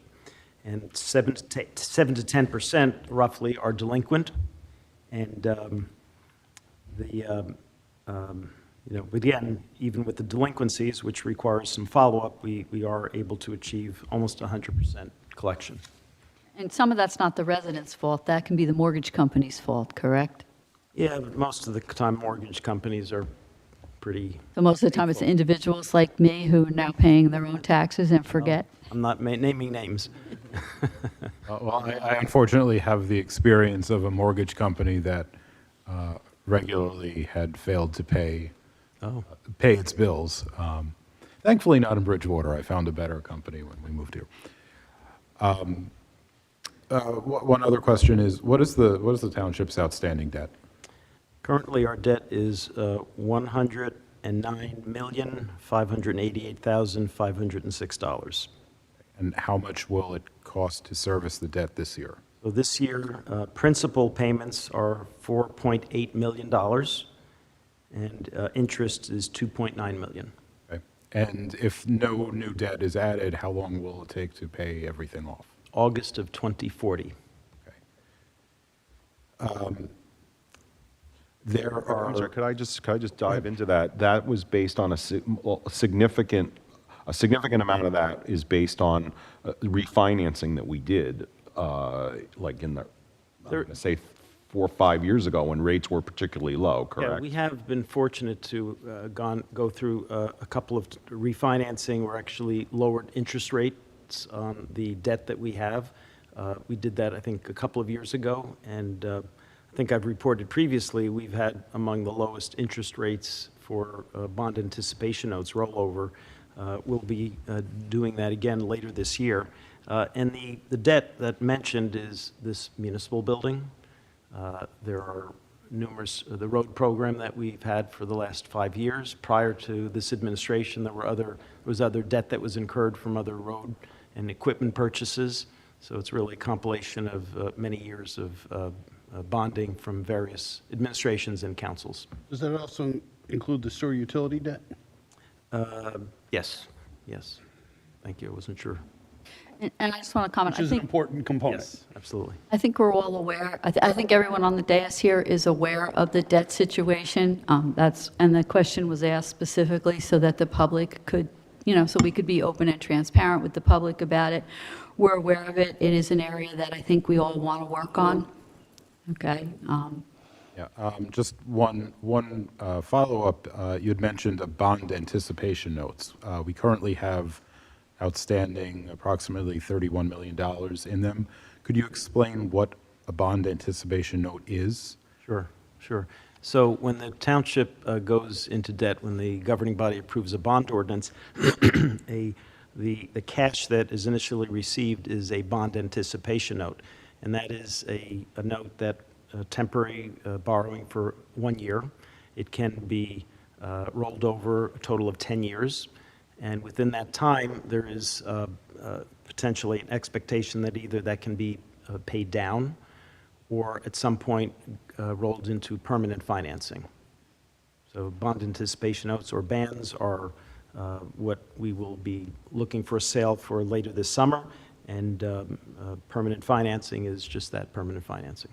Okay, and just to be clear, the notes are for debt that was already incurred prior to this year? Correct. Okay. I have no further questions. I had one other question. So 2% of the taxes that we collect goes for the fire departments, correct? The districts. Fire districts. But they pay a lot out of that 2%. They're paying most of their own expenses, correct? They pay all of their expenses except for the township covers workers' comp insurance for them. And we pay LoSAP, right? We do not. Or do they pay LoSAP their for own the fire LoSAP? department. Okay. Fire districts are a completely separate government entity. They just had their elections. They approve a budget. The fire. And that budget is voted on separately by the residents taxpayers, of the respective Right. districts. So So the Bridgewater- residents have approved that already. Yeah. Bridgewater Township is divided into 4 districts. So think of them 4 sections of Bridgewater. Each is a separate district, a separate government entity with fire commissioners. The fire commissioners are the authority having jurisdiction for fire suppression. And then what happens is you have the fire department, which is a volunteer organization. The fire department operates, say, the fire trucks, but the fire trucks are owned by the fire district. So you have 2 different pieces there. The fire department is the volunteer personnel, and then you have the fire district who owns the equipment and funds the operation, They're paying their own LoSAP. if they have it. Don't they have to? No, it's optional. When Bridgewater, I was, many years ago, like 20 years ago, was an advocate for LoSAP here in Bridgewater, and it was something that Bridgewater had to put on the ballot, residents had to approve. There's restrictions on it. Some fire districts choose to do LoSAP, some have other incentive programs. But when they do it, they pay for it out of Yep. their budget. And LoSAP, it's not a big pension, it's a very small pension. It's about 15 to 7, it started about $1,100 a year. It goes up each year based upon the cost of living. There's a provision in our township ordinance that sets that it can't be more than 1% of, I think, the total budget or some wording around that. There's restrictions on it. It's a very small thank you for what Right, folks exactly. do. I It's- think you it's a might thank get you about to- $1,700 a year now. Yeah, it's if you qualify. And it's a thank you to firefighters, rescue. Township only funds the rescue squad. Right, and then, so I just want to be, so that the public understands that 2% is, because it sounds like a lot for just fire, but when you consider what they're paying their own costs. Keep in mind, you're buying $1 million fire truck, providing fuel for it, equipment, there's a lot to that. Thank you. Thank you. So I just had a final question, just to recap the nice slides that you shared already, just so that if residents are still confused about the difference between the tax levy and the tax rate and how both are calculated, just to make sure everyone understood the figures that you presented from 2025 to 2026 and the nice pie chart, as well as the tax assessment. But yeah, if you want to go ahead, my understanding is, we have to raise a total amount, that's the tax levy, and then that total amount needs to be divided amongst all the properties, which creates that rate that you showed. And the tax rate is $100 times $100 of assessed value of that property. So you take the tax rate, the value of the property per $100, and that's how the chart that Anne Marie read from is simple math. Yeah, so everyone has resources, so if you use these resources, you'll be able to calculate for your property. And it bears noting that the levy is not the same as the budget because there are other revenues that come in, but ultimately, you essentially take the budget, you subtract the various revenues, you're left with the levy, you then divide the levy out, and that's how on a per household or on a per commercial business, everybody pays their share. So for example, if you go apply for a building permit, you're going to pay a fee. That is revenue to the township that goes towards funding that department. So the township budget may be at X, but the levy is less than that. Yeah. The levy in this proposed budget is $30,698,891. And there has been a desire, again, we'll have to see exactly how this current council views things. When there are specific users who get the benefit of a particular service, building permits or other items that are very specific to a unique individual, we try to recover the cost, not more, not less. And then the general government operation is distributed across the full book, so to speak. Are there any further questions from anyone on the dais? Just one more thing. I don't remember if it was mentioned, but the bottom line number of the budget, what is the total? 50, just had it here. 52.9? Hang on. No, 50. Sarah's got her finger on it, I'm sure. Yeah, sure. 52,908,894.41. Thank you.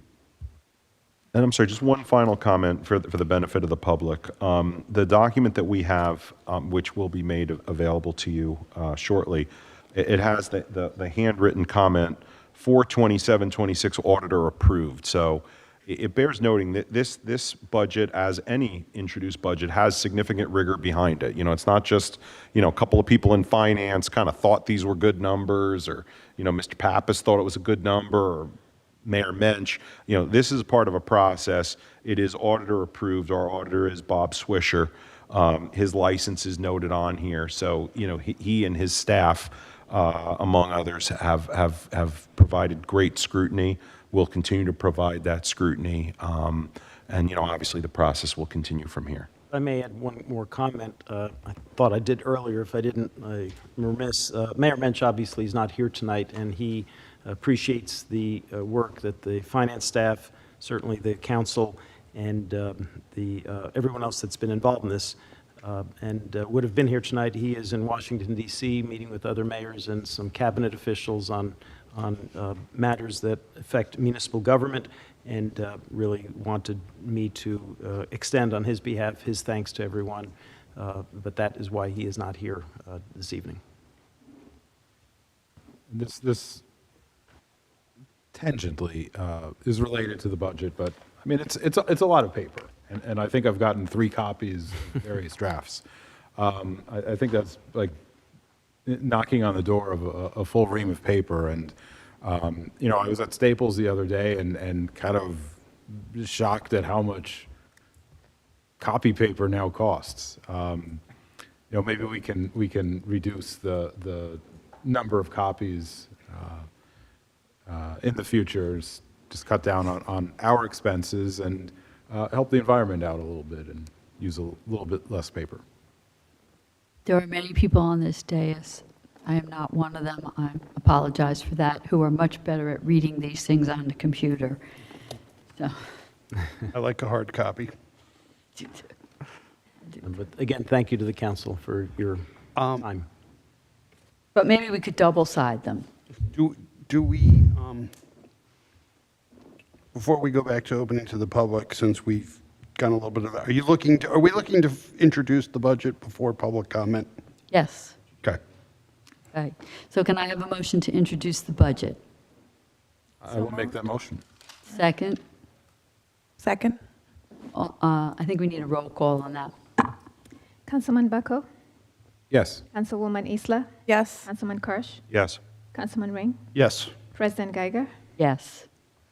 And just the public hearing for the 2026 municipal budget is hereby set for Thursday, May 7th, 2026 at 7:30 p.m. here in the municipal courtroom. We will make copies of the introduced budget available in the clerk's office and also on the township website. Wouldn't it be 7 p.m.? You said 7:30 p.m. Did I say 7:30? My apologies, it's 7 p.m. Right, and I just want to clarify that. That is assuming that we have the okay from the state to go ahead, correct, Mr. Fields? Right, if we don't have, if the state has not, the state has to, this has to be sent to the state. The state has 28 days to get back to us and say, yes, it's okay. And then we can present it to the public. If we don't hear from the state, we would probably push that out another 2 weeks. Is that correct? You have to set the public hearing tonight, which you've done, and it's very unusual not to have a response from the state. So I anticipate that we will hear before then. Right, I just want to make that. But even if for whatever reason we didn't hear from them, we can still hold the public hearing on the 7th and defer the vote to the next meeting. Okay. And I think that might be the preferred way to go, but I just want to. Saves on legal legal ads and public notices. Okay.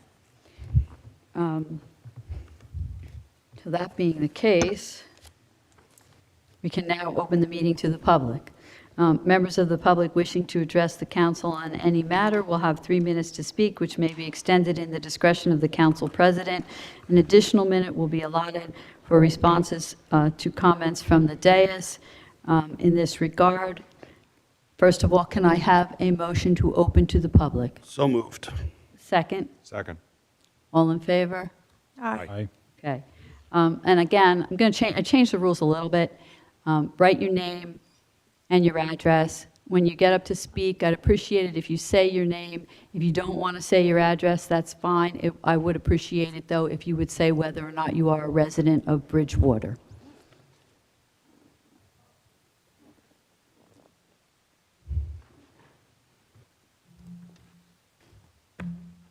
Can I just have an idea of how many people may be speaking tonight? I'm not going to hold you to it, but it does affect the timing on my part.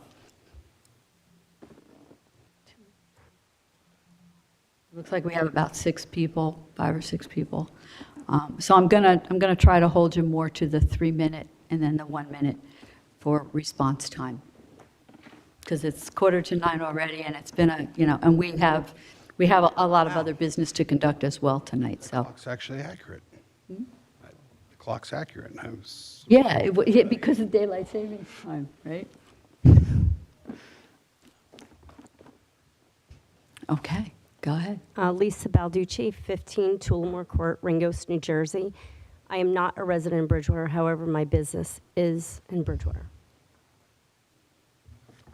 I would like to thank the current council for accepting my application for the Municipal Alliance, and I welcome the new council members as a breath of fresh air for the governing body in Bridgewater. My intention as the only local business owner who applied to the Municipal Alliance is to contribute positively to the Bridgewater community. I believe my experience as a local business owner and my commitment to doing the things the right way, even when challenged, is an asset. I must, however, address the accuracy of comments made by a councilman at the previous council meeting. It was stated that I and my business, Green Old Grill, have a history of non-compliance and, quote, many years of problems. I take these statements very seriously, and I must respectfully but firmly challenge their accuracy. As a female independent business owner, I have consistently operated within the law. Whenever there have been disputes or issues, I did not ignore them. I addressed them directly and pursued them through the appropriate legal channels. On countless baseless claims, I successfully defended my business and our practices. In just one instance, this administration attempted to get the Alcohol and Beverage Commission to agree to the outrageous restrictions that would have directly impacted my revenue. The ABC court ruled against those restrictions, finding they were baseless and unwarranted. This is just one example of many baseless claims by the administration and councilmen. Since 2020, again, I've been forced to defend my business against these excessive restrictions. The characterization of my business was inaccurate, untruthful, and quite damaging. These baseless claims lend the appearance of bias against women and are damaging to a small local business. There have been rumors that these tactics were not random. No other restaurant in Bridgewater, to my knowledge, has been singled out in such a way as my business has. The councilman's statement is damaging, inaccurate, and obfuscates the facts. If there is specific evidence verified by the court to support the councilman's statements, I request they be clearly identified so I may address them directly. I call for this councilman to function with full transparency and support the claims he's making or apologize publicly. Short of that, these statements amount to not much more than slander. I request that they be clearly identified so I may address them directly. In the meantime, I look forward to working on the Municipal Alliance and advocating for small local business and growing Bridgewater's tax revenue. Thank you. Council President, I am the person that made, I don't believe they're accusations. I believe they are statements of fact that your business was not compliant with Bridgewater Township ordinance, particularly as it related to noise. And that is what resulted in challenges with renewing your liquor license. So I will work with Mr. Pappas so that we can document each and every discussion, decision, and everything else associated with your business. I stand by my comment 100% that your business has had a history of non-compliance. Now, for you to come here and to allege that there's somehow misogyny, sexism, bias, candidly, is insulting to everyone on this dais, to everyone who lives in this community. You have operated a business that has not been fully compliant, regardless of your gender, regardless of anything else. Those are the facts. No, they're and not. I will work with Mr. Pappas, and we will, in a short timeline, issue a full memorandum explaining each and every instance where there was documented failure to be compliant by your business. Is that satisfactory? No, it is not, because tell me where I was non-compliant. Non-compliant. You know, again, you have the benefit of preparing for this hearing and bringing up something that happened multiple years ago. I don't have that luxury. Giving me the luxury of going back to my notes and working with our administrator, I will go chapter and verse on every instance where your business has been non-compliant with township ordinance. And there have been many. That's All not right, I true. think we've covered this. Would you like to, you have a minute to reply. No, my business has been nothing but compliant. The problem is when I challenge something, all of a sudden I'm non-compliant. I followed the law. Have you had any noise complaints? Sir, Have there been any excessive noise complaints after hours? recently, no. No, Not at to my any time in the history that you've okay. run the business. I don't, The history of my business or all the business? Running your business since 2020, have there been noise complaints of excessive noise after hours? There may have been by some anonymous ones, there may have been, but am I the only business? Go ahead. No, I know that. I know it.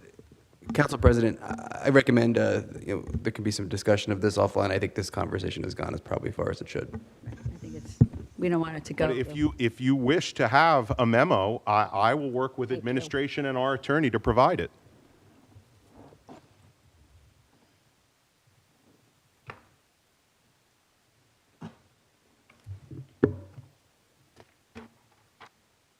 Mr. Pedroso, hello. Hello, good evening, Felipe Pedroso. I did sign in. Good evening, Councilman.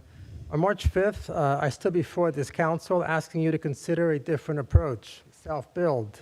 Instead of approving 600-plus units of mass-density housing to get to 141 affordable ones, Bridgewater could have built exactly what we needed. We could have fulfilled our mandate without surrendering Bridgewater to overdevelopment. Let's be clear. These mass-density projects are a Trojan horse. They are labeled affordable, but they deliver urban-style congestion, skyrocketing traffic, and a permanent strain on our schools and our infrastructure. Every resident in this township knows what follows: higher property taxes, lower property values, and a worse quality of life. This council has a sacred obligation to mitigate this growth, not facilitate it. When I asserted that the administration had failed to study the feasibility of self-building, they claimed they did. So I filed an OPR request on March 9th. It took this administration 22 business days, more than triple the legal limit, to deliver a no comment. They claim only one document exists, but they've locked it behind attorney-client privilege. You don't need to be a genius to read between the lines. There was no financial analysis. There was no due diligence. Tax King Mayor Mensch dismissed a viable solution to protect our township before he even looked at the numbers. This isn't just laziness. It's a pattern of lies and deception. For years, we have been told by Tax King Mensch that his 30% municipal tax increases are the result of property values. That is a lie. When values go up, a responsible leader adjusts the tax rate to fit the budget. Instead, this mayor has used your home's value as an excuse for his high tax agenda. Look at your sewer bill, up over 35% in just 4 years. Tax King Mayor Mensch says it's a utility fee. The truth? It's a second tax. Last year alone, $730,000 was funneled from the sewer budget into the general fund. The mayor set this up to pay for out-of-pocket expenditures and to keep his inner circle of friends flush with taxpayer cash.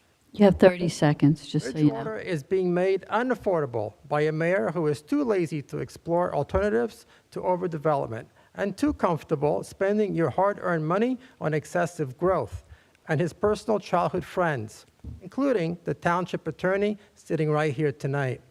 Mayor Mensch calls it progress, but the taxpayers call it a betrayal. Stop the lies, stop the overdevelopment, and start representing the people who actually pay the bills in this township. Thank you. Very good. Council President, I just want to clarify some inaccurate information that was stated very briefly. I don't know if it was perhaps one of the many meetings that former Councilman Pedroso arrived late or didn't attend and let anyone know that he would not be attending, but I can tell you that I sat on this dais last year and there was discussions about township-owned land being developed and the costs associated with bringing sewer and water to the property, and that discussion led to the tabling of those ideas. So the administration looked at it, it was presented to this council, it was discussed, and agreed it was not a viable financial option. Thank you. Interesting to hear Philippe talk about laziness, though. Yeah, well, the laziest guy that I know. Well, and I want to make a comment. I think You were not here at the last point of order. I don't think we need to go sorry. down that path. I interrupted you. I was just going to say point of order. I don't think we need to go down that path. Okay. You weren't here at the last meeting, but I'm going to repeat what I said at the last meeting. I wanted to remind all public speakers that it is incumbent upon every public speaker to be cooperative, courteous, and respectful. And in that regard, and this is just my opinion, okay, I don't believe that name-calling or ad hominem arguments are such. However, in the interest of free speech, okay, I will avoid curtailing it, okay? If you want to engage in name-calling, that's fine, as long as it's reasonable. I will suggest, however, in my opinion, it is beneath the dignity of any person to engage in such behavior, and that particularly includes a former elected official, a licensed professional, and a prominent member of this community. You have a minute to respond to anyone from the dais. Thank you, Council President. Thank you for your comments. Briefly, Councilman Ring, I would certainly challenge you to look at our attendance records. I have a hunch mine are better than yours. You missed a lot of meetings in this council for going away on personal business matters. So I would definitely challenge that. When it comes to the assertion that this governing body, and certainly that I was not presented ever, a plan, any numbers or financial analysis on the possibility of us self-building affordable housing is any assertion that that occurred is not true. The only time there was a plan where there was co-ownership or co-contributions to affordable housing, but never fully funded self-owned affordable housing. And I stand by that statement. You're welcome to look at the records. That did not exist. Thank you. Thank you.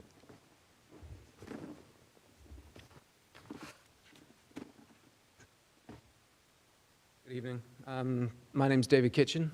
I've lived in Bridgewater for 5 years, and just thank you for the opportunity to speak to you, and thank you, Council President, for responding to my email the other day. I'm here on behalf of my family and several of our neighbors to raise ongoing concerns about the constant and egregious speeding on our residential road. Which road again? Vossler Avenue. Yeah, Vossler. Okay. I just wanted to make sure I had it in my head right. Between Route 28 and 22. It's become a significant safety risk, especially for the young families who live here. We have been in communication with the local police since 2021, since we moved in, regarding the issue. Over that time, multiple speed studies have been conducted, showing vehicles traveling at speeds of up to 65 miles per hour, with a posted speed limit of 25. People will speed past and pass other cars, which has happened to me while pulling into my driveway. I've got neighbors here. Chris's husband, he says he comes up the road and he's met by 2 cars coming down. So there's illegal passing. My wife has had to dodge. Passing, or what they used to call in my day, like drag racing. Yeah, well, both. Yeah. I know. I know, what do they call it today? So my wife, 8 months pregnant, also had to dodge out of the way of a car as well. While we appreciate that some temporary measures have been implemented, such as portable speed radar signs, these have been limited in duration, typically lasting only a week, and only deployed a few times over the past 5 years. During those periods, we observed a noticeable reduction in speeding, so they do help.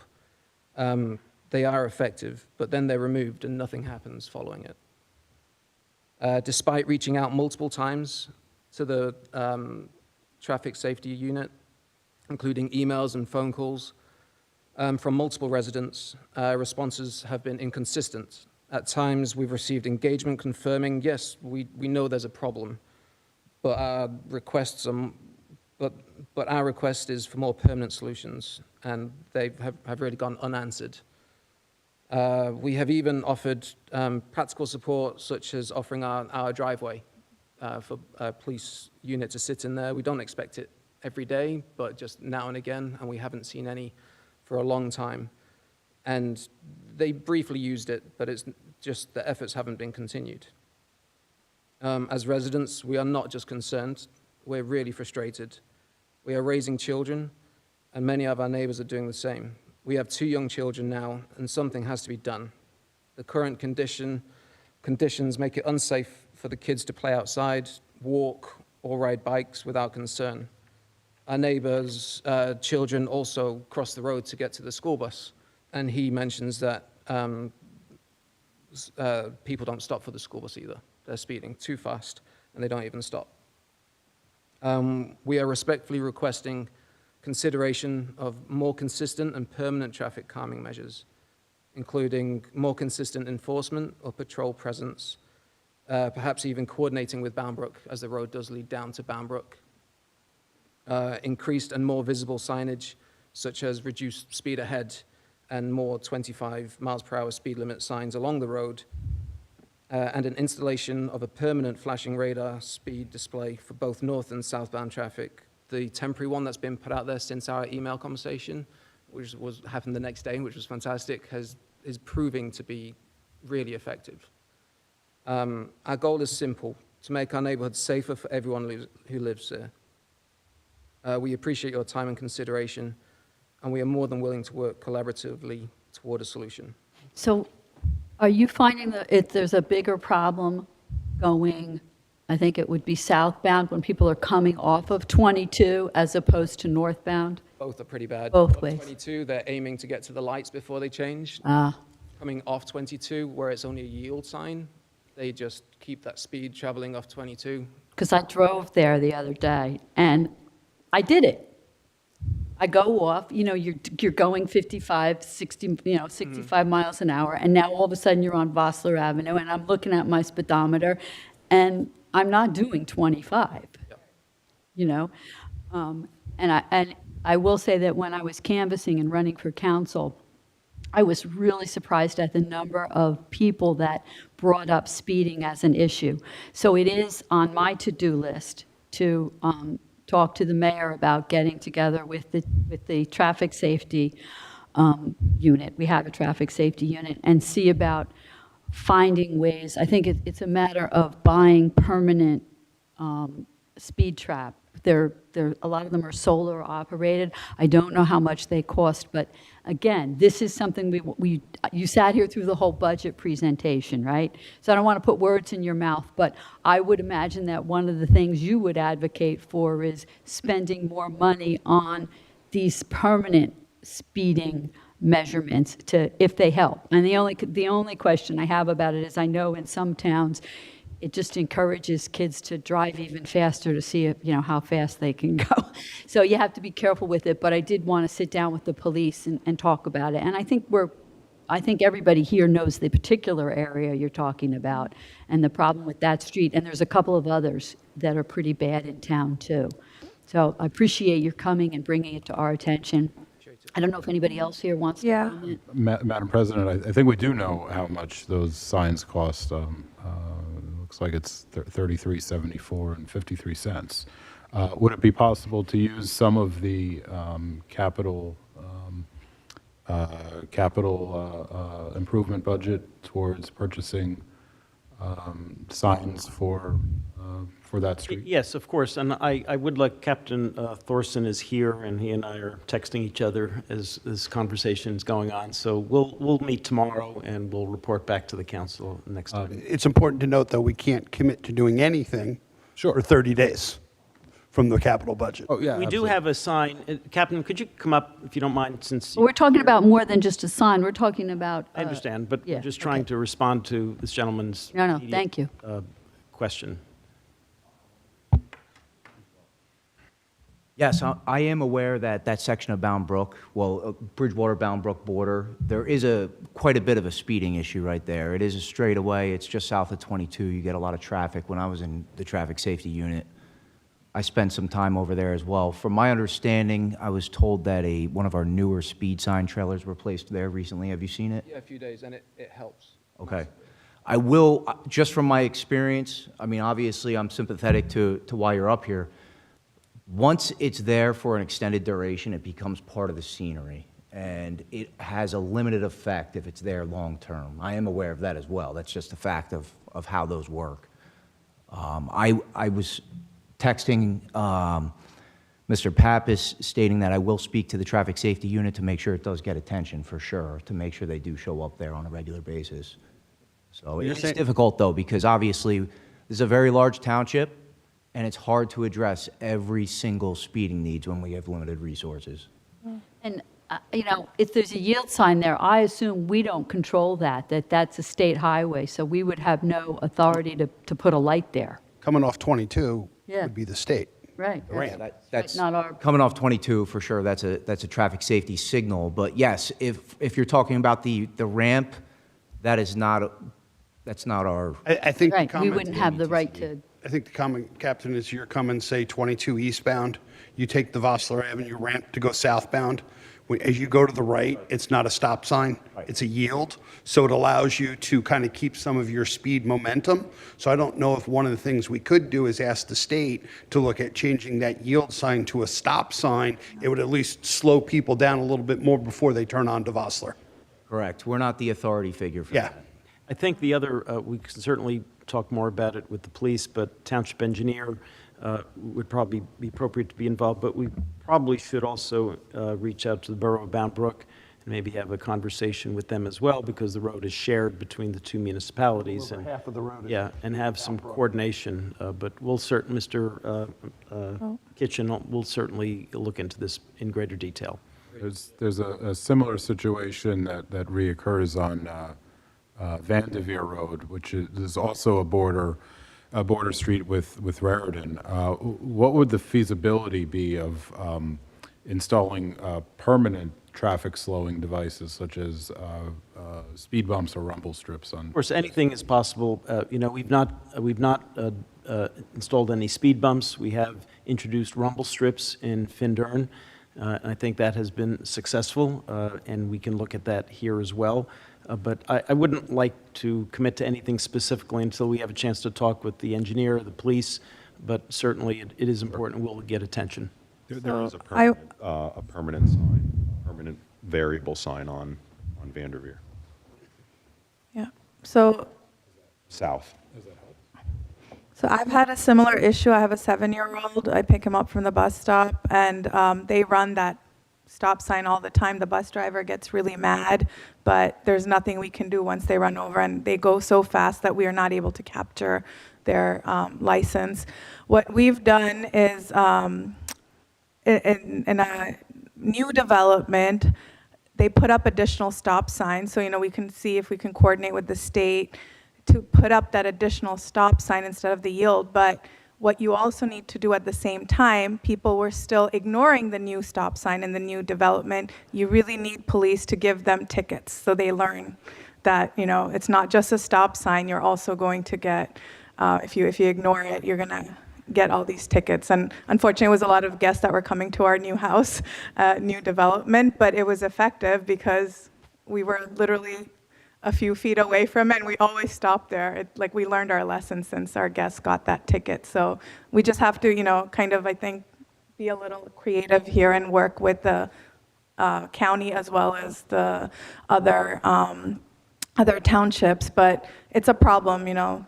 Vanderveer, Washington Valley Road, school buses. My son still doesn't have to cross the street, but, you know, in a few years he will. So I can't imagine, like, if a kid was crossing the street at that time. That's scary, but I've seen it happen.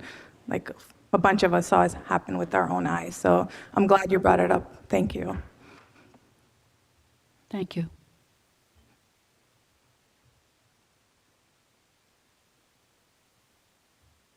Good evening. Tom Shaffrey, another resident of Vossler. This is almost superfluous. I'm thrilled at the response that the council has had to Mr. Kitchens. I started doing this 25 years ago.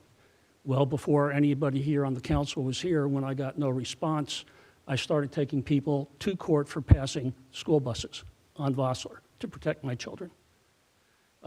Just this week, car in front of my house, which has a 100-foot frontage, passed my entire property in less than 1 second. 88 feet in 1 second is 60 miles an hour. 110 feet is 75 miles an hour. Just today, coming off the highway, a gentleman came off quickly, tailgating me, and then zipped across the WL line past me and the recycle truck without any vision of what was coming up. To put it in perspective, Mr. Kitchen has 2 young children. There's other families on the street that have children. 36 years ago, as a bicyclist, I was hit at 35 miles an hour head-on by a truck. Neurosurgeon on the trauma team was amazed that I was alive. I spent 5 months in rehab. I'm 6'1", 6'2", 200 pounds. What would a car at 65 miles an hour do to a young child?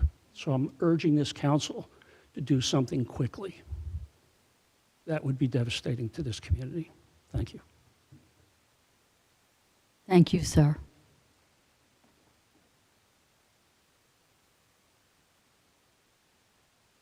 Good evening. Anna Citroen, resident. I wanted to genuinely commend the staff and the budget team, the council members, and everyone involved in working on a budget. I'm sure you're all bleary-eyed by now. It's the home stretch, though, so hang in there. And I really benefited from listening to the presentation and the mindset, and most of all, the questions and the discussion that ensued, which helped to bring context to a lot of the items raised. And I think we're fairly straightforward in terms of the presentation. So I generally want to thank everyone for that. Having said that, I did have a couple of, because I'm freshly looking at the budget, I just had some observations I wanted to just share that may continue in your discussion and reflections on the budget going forward. And there may have just been gaps that you're aware of that just weren't covered in the presentation, so I don't mean to imply that I just want to bring them forward. The municipal operating budget, per se, is one piece of our financial picture. You touched upon the debt service, the nomenclature, the fund balance or surplus or capital improvement fund, whatever that's called, right? And the sewer utility budget, though, wasn't mentioned at all. And that's part, again, of what taxpayers are supporting in the township. So it might be useful to just add that to the composition to provide context going forward. Movement in and out of this fund balance was another point. So at different points in the conversation, the fund balance, I think, is being increased from last year to this year. But I don't really know what an optimal target should be based on our fiscal health and our size. So are we near the target? Is there still, do we still need to work on it? And then the question, of course, of how we're going to get to where we should be optimally. So that, again, a contextual question, I think. For example, the responder technology, which was mentioned at the beginning of the meeting, how does that, so that's a known anticipated expense. Grants might be a possibility, but can't count on them until we get them. So it wasn't really discussed in terms of, okay, how are we going to manage that and in what piece of all of this. So that would be useful, I think, for the public to understand a little bit better. The composition of revenue, so again, that kind of came in and out of discussions, but it's not clear the proportion of grant revenue, property taxes, state aid, et cetera, et cetera. So for us to understand how big a piece of that we're carrying, not the whole, but obviously a significant piece, and then it would help sort of the trend analysis. So year over year, what parts of that calibration are shifting in what way? Are we getting more grant money than we're used to? Less? Can we seek additional non-tax revenue to help make up any difference? And so that, again, context, the year budget takes on a more longitudinal thing. So if we can't do something this year, how do we start working toward next year? If something's not in an optimal balance, do we have too much debt service? Should we be worried about that? Are we okay? How can we move forward in small increments to address those things that we know about? I think that, and again, like the uncollected tax revenue, I think I may have misheard the discussion, but approximately 3.4 million is allocated, and then any unused is rolled over into the fund balance or the surplus, or what happens to that if it's not used? We talk about, it's a general fund, that is like the overall main budget. Okay, but, So when you talk about the fund, you're talking general fund, and I'm getting a nod from Sarah's head, yes, so I am speaking accurately here. And then the regeneration is what many consider surplus. So 3.4 million from last year, 2025 budget went, I'll defer to Sarah or I Mr. think, Pappas on I think I numbers. would rather wait until you've seen the budget and you can ask more detailed questions. You know, you're asking questions that, obviously I didn't cover every point of the budget, and you're pointing that out, and nor could I, frankly. But I think if you review the budget, I think a lot of your questions would be answered, and if not, then you can come to the public hearing. And just to understand, how things move, I think. when you're reviewing the budget, general fund is the overall budget. A portion of the general fund is surplus, meaning we finish the year with extra money in the account. We roll it over as kind of a rainy day fund. God forbid something happens. And then another separate line item in the budget is capital. Capital can be comprised of two different pieces. Capital could be paying cash for items. Capital could also be a down payment on bonding. So just to help you when you look at the budget, understand those three different areas. So thank you. That was really it. I appreciate I can answer two of your questions. When Redwana and I went to the New Jersey League of Municipalities seminar on budgets, they recommended that 20% of your budget be surplus. Well, that would be very, very difficult. Yeah, that would be extremely difficult to achieve. I believe our bond council also recommended a similar number, and again, that would be very, very difficult to achieve. My own personal goal is more in the range of what it has been traditionally in the past. It's been in the range of, I'm going to defer to Councilman Kirsch, but I believe between 6 and 8 million. We were the surplus number? Yeah. You caught me without. Okay, I'm numbers in sorry, front of me. I'm sorry. But traditionally, it's been better, and I think we all are aware of it, and we all want to get it better. I think it would be I don't know that there's too many municipalities in New Jersey that actually have that 20%. With respect to the grant money, we're very hopeful that we will have more grant money. I think that is part of the reason why the mayor specifically hired Mr. Fields to be the deputy administrator, because he does have experience in that area, he does have connections in that area, and he is working very hard on it. And I believe he is also supervising Mr. O'Hearn, who's working on it too. Am I correct? Yeah. So we're hoping to get more money than we have in the past, but to be fiscally responsible, we're not counting on it. Absolutely. All right. Yeah, and I just wanted to add that in our discussions, there were some really nice graphs that were shown. So one of my questions was that long-term health of our budget, right? So I'm looking at it more longitudinal data across 6 years, but I think it was recommended by an expert, like at least the next 3 years, to really consider 3 years at a time. But, you know, I'm on board with you, and hopefully you have more questions once you take a look at the budget. Thank you very much. Yeah.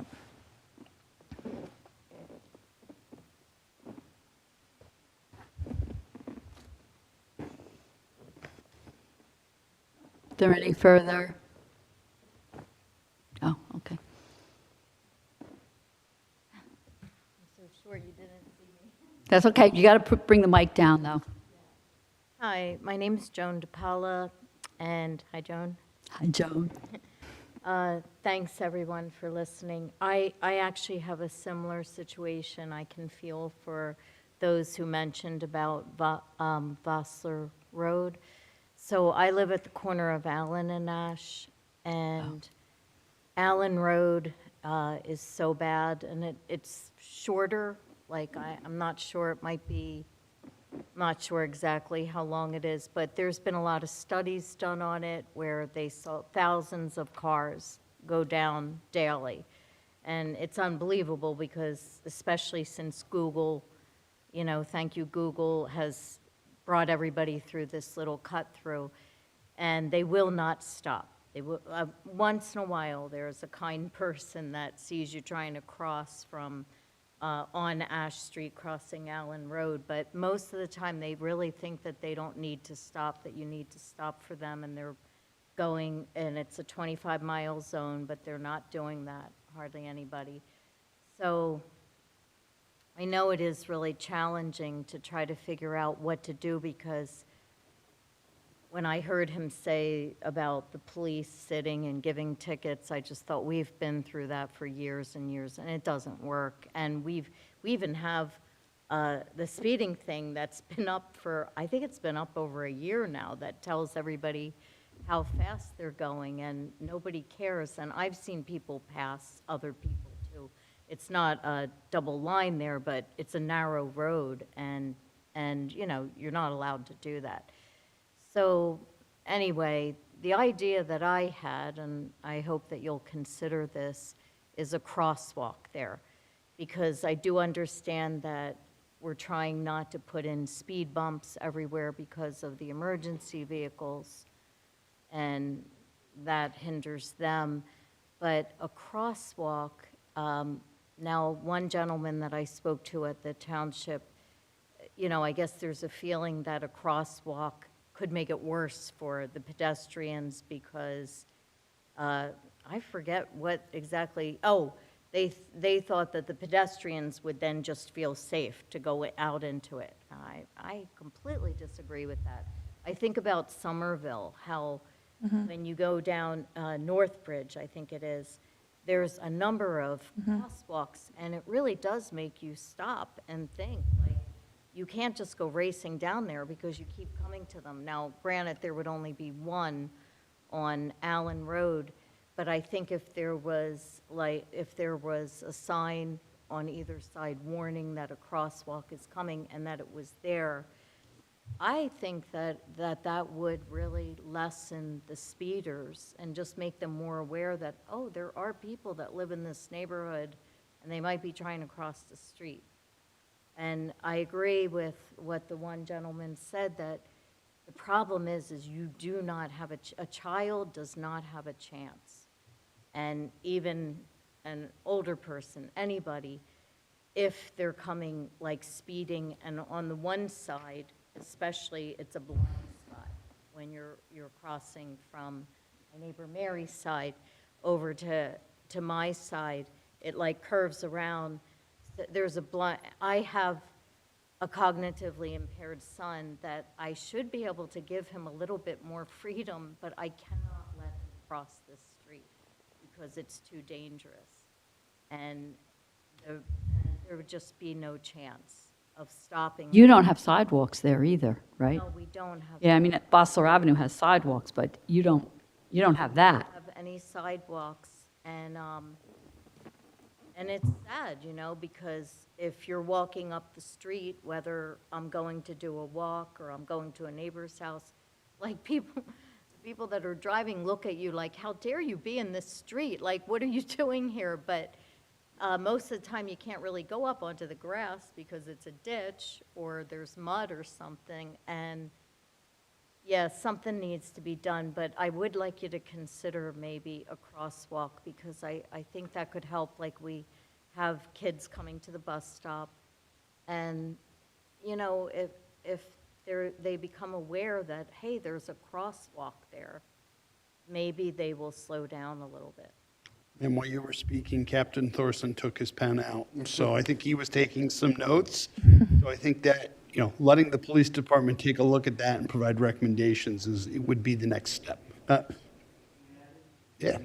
Oh, we'd love to hear from you.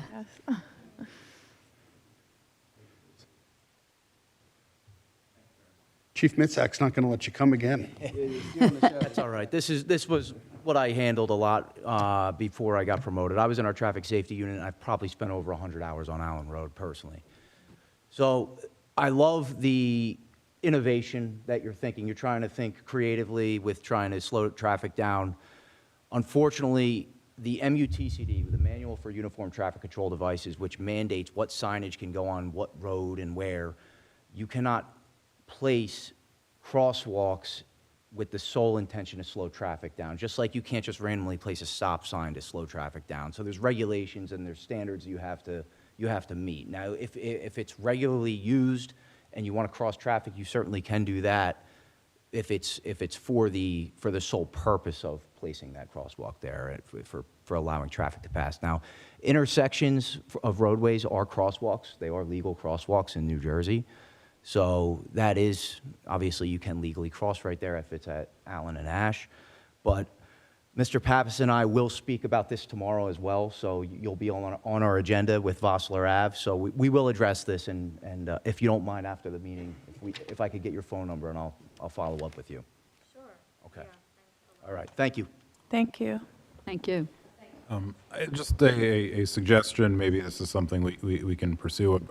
I believe that there's been research that shows that narrowing of roads actually causes people to slow down because suddenly they need to be a little bit more attentive. And you can see this in action if you're driving on 287, approaching exit, I believe it's exit 12, where suddenly there's an overpass over the railroad tracks and river there that doesn't have a shoulder, and everyone slams on their brakes because suddenly the road is narrower. You can create the optical illusion of it by painting slashed lines on the shoulder. Allen Road is pretty narrow. Any narrower than it is. It is. But it's worth looking at. Fair, but the illusion of it being narrow could be enough. Get them to rubberneck on purpose. Yeah.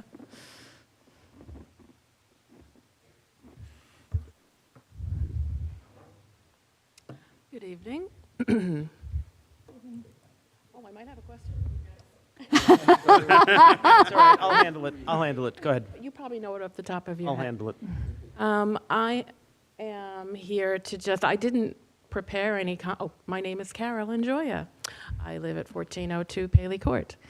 And I did not prepare any comments tonight about the budget. I was actually here tonight at 6 o'clock to attend the Environmental Commission meeting, which was fabulous. And I am so thankful to Jeff Foos for opening it up to the public.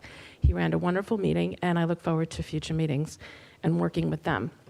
But when I did hear your presentation on the budget, which was excellent, by the way, I appreciate the transparency, I appreciate the timeliness and the detail. A few things popped into my head that I didn't hear mentioned, and I don't have specific questions about any line item. Well, maybe I do, maybe one. But things like when you talk about buying, was it $575,000 worth of equipment for the police department? I don't know if I have the number right. It was a large number for the not rapid response, but first responders. I don't know where those items might be considered to be purchased from, but items from China might be subject to tariffs. We're in a different world these days, and I would hope that consideration of where things are being purchased and what they might cost today versus what they cost last year and what they might cost next year is something to consider. It's just, budgets are very hard to, they're just fluid, and there's no way to know what's going to be going on in the world economy next week. So keep that in mind, tariffs. Also, you had mentioned about election and ballots and things like that. There's something going on right now, which you know is the SAVE Act, and it has passed the House of Representatives. And if that were to pass the Senate, that could cause significant costs to municipalities, counties, and states and how they run their elections. There would need to be new systems, and I don't even know the details, but just keep an eye on that one. SAVE Act could affect your election costs. Then we have this little thing called inflation. And if you were back in February, you knew it was around 2.4. Then it went to about 3. And tomorrow the CPI is coming out, and they're looking it to be closer to 4, maybe even going over 5 at some point. And that has a lot to do with what's going on in a place called Iran. And I would just say, just keep that in mind, because what might work tonight, you might be going into that surplus a little bit by the end of the year. And that's out of your control, and I understand that. But I would just encourage everyone to keep an eye on those national and international events. And then finally, the healthcare. Now, I had been to the Board of Ed meeting, and they talked about a 17% increase in healthcare costs. And I didn't hear anything about our number, and I was just wondering if we were around the same rate for the healthcare increase, which would make sense. But I was just curious if you could maybe give a snapshot. I said so, 18%. You did? So. Okay, I missed it. I must have been writing all my other notes. He had a really nice slide that shows percent increase for each of those items. You know what? I did run out for a second, and I spoke to one of the... I missed that one. Okay, so you're right in line there. But I guess that's about it. Again, it's nice to know that you're giving attention to the surplus. I think that's important for all the reasons we mentioned, you know, including gas. I think this month they said there was a jump, the largest one-month jump since 1957. So let's just hope that things don't get worse, but just be aware and be prepared and keep doing what a great job you're doing. Yeah. Thank you. Thank you. And thank you for bringing up that inflation rate, because, you know, you heard we were lucky enough to give 3% increase, but if the inflation rate is 4%, and then some of us work in different sectors, not everyone gets a 3% raise, right? It's going to be very difficult for everyone. So that's why this budget discussion is key, that we really keep things balanced for everyone. Yeah, I was surprised to see Jamie Dimon from JP Morgan just talking about you know, how this war is really going to affect us in ways. And even if it were to end tomorrow, this is it's got a good 12-year ripple effect. Yep, there's So you'll be tariffs, supply chain, that doesn't end overnight. Right. Okay. Madam President, just a very brief comment. I share all of the same concerns that you have about the local and the macro, and I've said it a few times. You know, I see how much it costs to fill the two cars that I operate with gas, and then in the back of my mind is, what is it costing for an entire police force? I'm paying my electric bill when it comes in, and then I'm thinking, what does it cost the whole town? What does it cost the whole school district? So I think we are mindful of that. You know, we are also mindful that ultimately people are paying their electric bill, they're paying their taxes, you know, and there's a finite there's a finite set of resources at the end. And you know, you've probably heard the phrase balance a couple times. I think you're going to hear that phrase as we continue to work through the budget, is the balancing act. Right. And that's been the case, you know, this is now my 7th year on the council. It's been the case all 7 years, even though this time, you know, a few of the faces are a little different. This is a very different time from other years, but also keep in mind that what did you call it? People who don't pay their taxes, what did you call it? That might go up as well, because people, you know, you're struggling to pay for food. So anyway, just you'll see what happens. Madam President, if I could just make a couple of comments. Sure, of course. Apropos to this conversation, we mentioned electric bills. Last year, the State Board of Public Utilities improved a significant increase to electric, what electric companies could charge. So that is something that, unfortunately, the state BPU instituted. Another significant increase to municipalities is the preparation and the creation of a plan in defense of affordable housing requirements.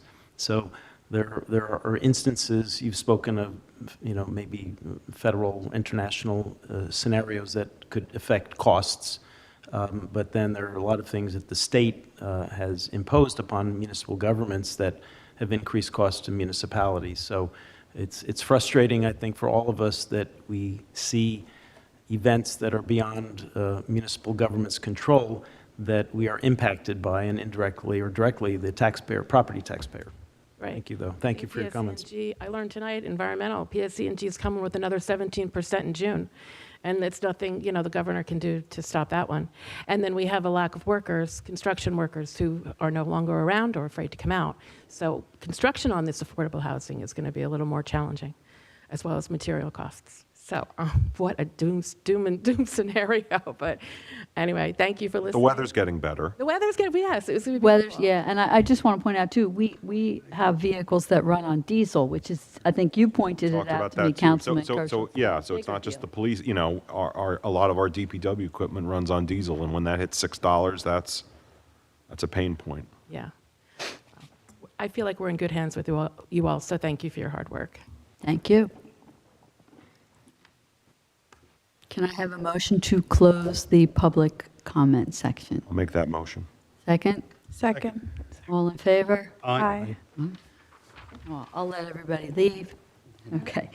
So we have the introduction of ordinances. A, calendar year 2026 ordinance to exceed the municipal budget appropriation limits and to establish a cap bank pursuant to NJSA 48:40-45-14. Township Administrator Pappas, you want to give us a short explanation of that? Sure, and I also have a form that I'm going to pass out. We actually created this last year for the benefit of everyone that describes the cap bank ordinance, so something else for you to read. But the state permits municipalities to go up a certain percentage in order for, to exceed the cap. In order for a municipality to do so, an ordinance has to be approved, and this bank of additional funding could be utilized in a given budget year or could be extended to a second year, but the ordinance has to be adopted in order to provide that flexibility. So this would be introduced tonight. This would actually be considered for the council meeting 2 weeks from tonight. Can I have a motion to introduce, well, are there any comments by the council? Questions, comments? Okay, Motion to introduce 11A. I'll second it. Roll call, please. Councilman Bacco? Yes. Councilwoman Isla? Yes. Councilman Kirsch? Yes. Councilman Ring? Yes. President Geiger? Yes. Final action for this COLA ordinance is scheduled for April 23rd at 7 p.m. here in the municipal courtroom. Public inspection of this ordinance will be made available on the township website, the bulletin board, and in the clerk's office. Okay, next we have an ordinance, it's another ordinance being introduced, an ordinance of the Township of Bridgewater, amending Chapter 182 of the Bridgewater Township Code to require snow and ice removal from private roadways serving multi-family residential developments. There's been a lot of discussion on this. Does anyone have any comments or concerns or any further discussion on this before we vote to introduce it? Just the one comment that the copies that you have in front of you are in black and white, and unfortunately the change tracking is a little bit difficult to see, but I did want to leave that on just to make clear what was changed. So if I may just go over that. Go ahead. First item is in section 1, the new language replaces director with superintendent of public works. That was a request by the township administrator so that it aligns with the currently used nomenclature. The second change is to Section 9. It changes the minimum fine for violation of Section 182, Chapter 182, Section 1.3, to be $1,500 and a maximum of $5,000. The Section 10 strikes the health officer and the Department of Code Enforcement from the list of entities who can enforce the ordinance.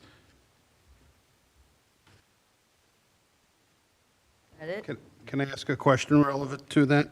Sure. Looking at Section 9, 182.4 A and B, I'm confused. We've got A at $1,500 and B at $500. Yes, yes. A is only, that would only apply to Chapter 182, Section 1.3, which is the new 1.3 is defined in Section 4 of the resolution, which is the removal from private roadways servicing multifamily residential developments by their owners. This is other than. Well, that's for A. So B applies to a violation of any other section of the ordinance. Okay. Thank you. So that is the same fine language that is in the existing ordinance of up to $500. Gotcha. Thank you. Which would apply to failure to clear a sidewalk or throwing your snow into the street. Can I have a motion to introduce the ordinance? I'll make the motion. I'll second. Roll call, please. So just a very brief discussion. I know we've talked about this a lot before. I think just, it needs to be reiterated in Section 8 that as a result of this ordinance, we may take these various actions, including snow and ice removal, but that is anticipated to be an absolute last resort. We are not intending to be in the snow and ice removal business on any private property. Absolutely, and the existing language of the ordinance used that the township shall do these remediation efforts should the property owner fail to meet their obligations. That could be interpreted as the township will because of the language used. So this updates it in its entirety to be in the decision of the township whether or not the I would say the most extreme remediation would take place and in which situation. Thank you. Any further discussion? No. Can we have a roll call, please? Councilman Bucko? Yes. Councilwoman Isla? Yes. Councilman Kirsch? Yes. Councilman Ring? I will vote yes for introduction. President Geiger? Yes. Final action for this ordinance is scheduled for April 23rd, 2026 at 7 p.m. here in this courtroom. Public inspection of this ordinance will be on the township website, the bulletin board, and in the clerk's office. Okay. Moving on to resolutions. A resolution to appoint to the Bridgewater Municipal Alliance, Anders Citronin. It turns out that we had a resignation of a senior citizen. It has to be filled by a senior citizen. Older adult. Older adult, thank you, because I'm an older adult. At any rate, Anda has submitted an application, and she did submit her resume. And so I don't know if anyone has any questions or concerns. She's here in the audience. If not, can I have a motion to accept this appointment? So moved. Second. And can I have a roll call, please? Councilman Bucko? Yes. Councilwoman Isla? Yes. Councilman Kirsch? Yes. Councilman Ring? Yes. President Geiger? Yes, congratulations. Did she get sworn in? She can see. Okay. You go to the clerk's office to get sworn in. Okay. Okay, B, authorizing the reduction of taxes due to approved state tax appeals and refund of the overpayment for property located at 245 Union Avenue. The amount is $7,578.70, Councilman Ring. I did not estimate. Can I have a motion? Comment real quick, and I alluded to this earlier during our budget discussion, but I think it's important to reiterate. There was a successful tax appeal resulting in the need to refund this money. We are refunding at our expense $6,745.12 that was paid to either the school district or the county and/or the fire district. So, we're not just refunding the tax, the $833 that were paid to us. We are refunding taxes, and those entities get to keep that money. And I think that's important to note that this is an impact, and this is the way the law works. And I've never liked it, and I still don't like it, but there is a tax court ruling, and we have to honor that. And I'll move 12B. I share your dislike of many court rulings, having practiced law for many years. Lawyers. Hey, don't look at me. I only do mediation. Just a question about this. What is the nature of this property? Is it residential, commercial, industrial? I was under the impression it was residential. I'm not sure. I'm not sure. Stand by. 245 Union. Can I have a motion? I made the Oh, motion. you made the motion. We got a second? Okay, so roll call, please. Councilman Bucko? Yes. Councilwoman Isla? Yes. Councilman Kirsch? Yes. Councilman Ring? Yes. It's President a Geiger. commercial building. Yes. Okay, thank you. Did you look that up on your phone real quick? I'm impressed. Google Maps. Okay. Resolution providing for emergency temporary appropriations for the current fund, $1,525,000, which brings the 2026 year-to-date temporary appropriations $23,261,006.64. This is because we had only approved the budget through March 31st, and now we're already at April 9th. We have to get through till the final budget is approved.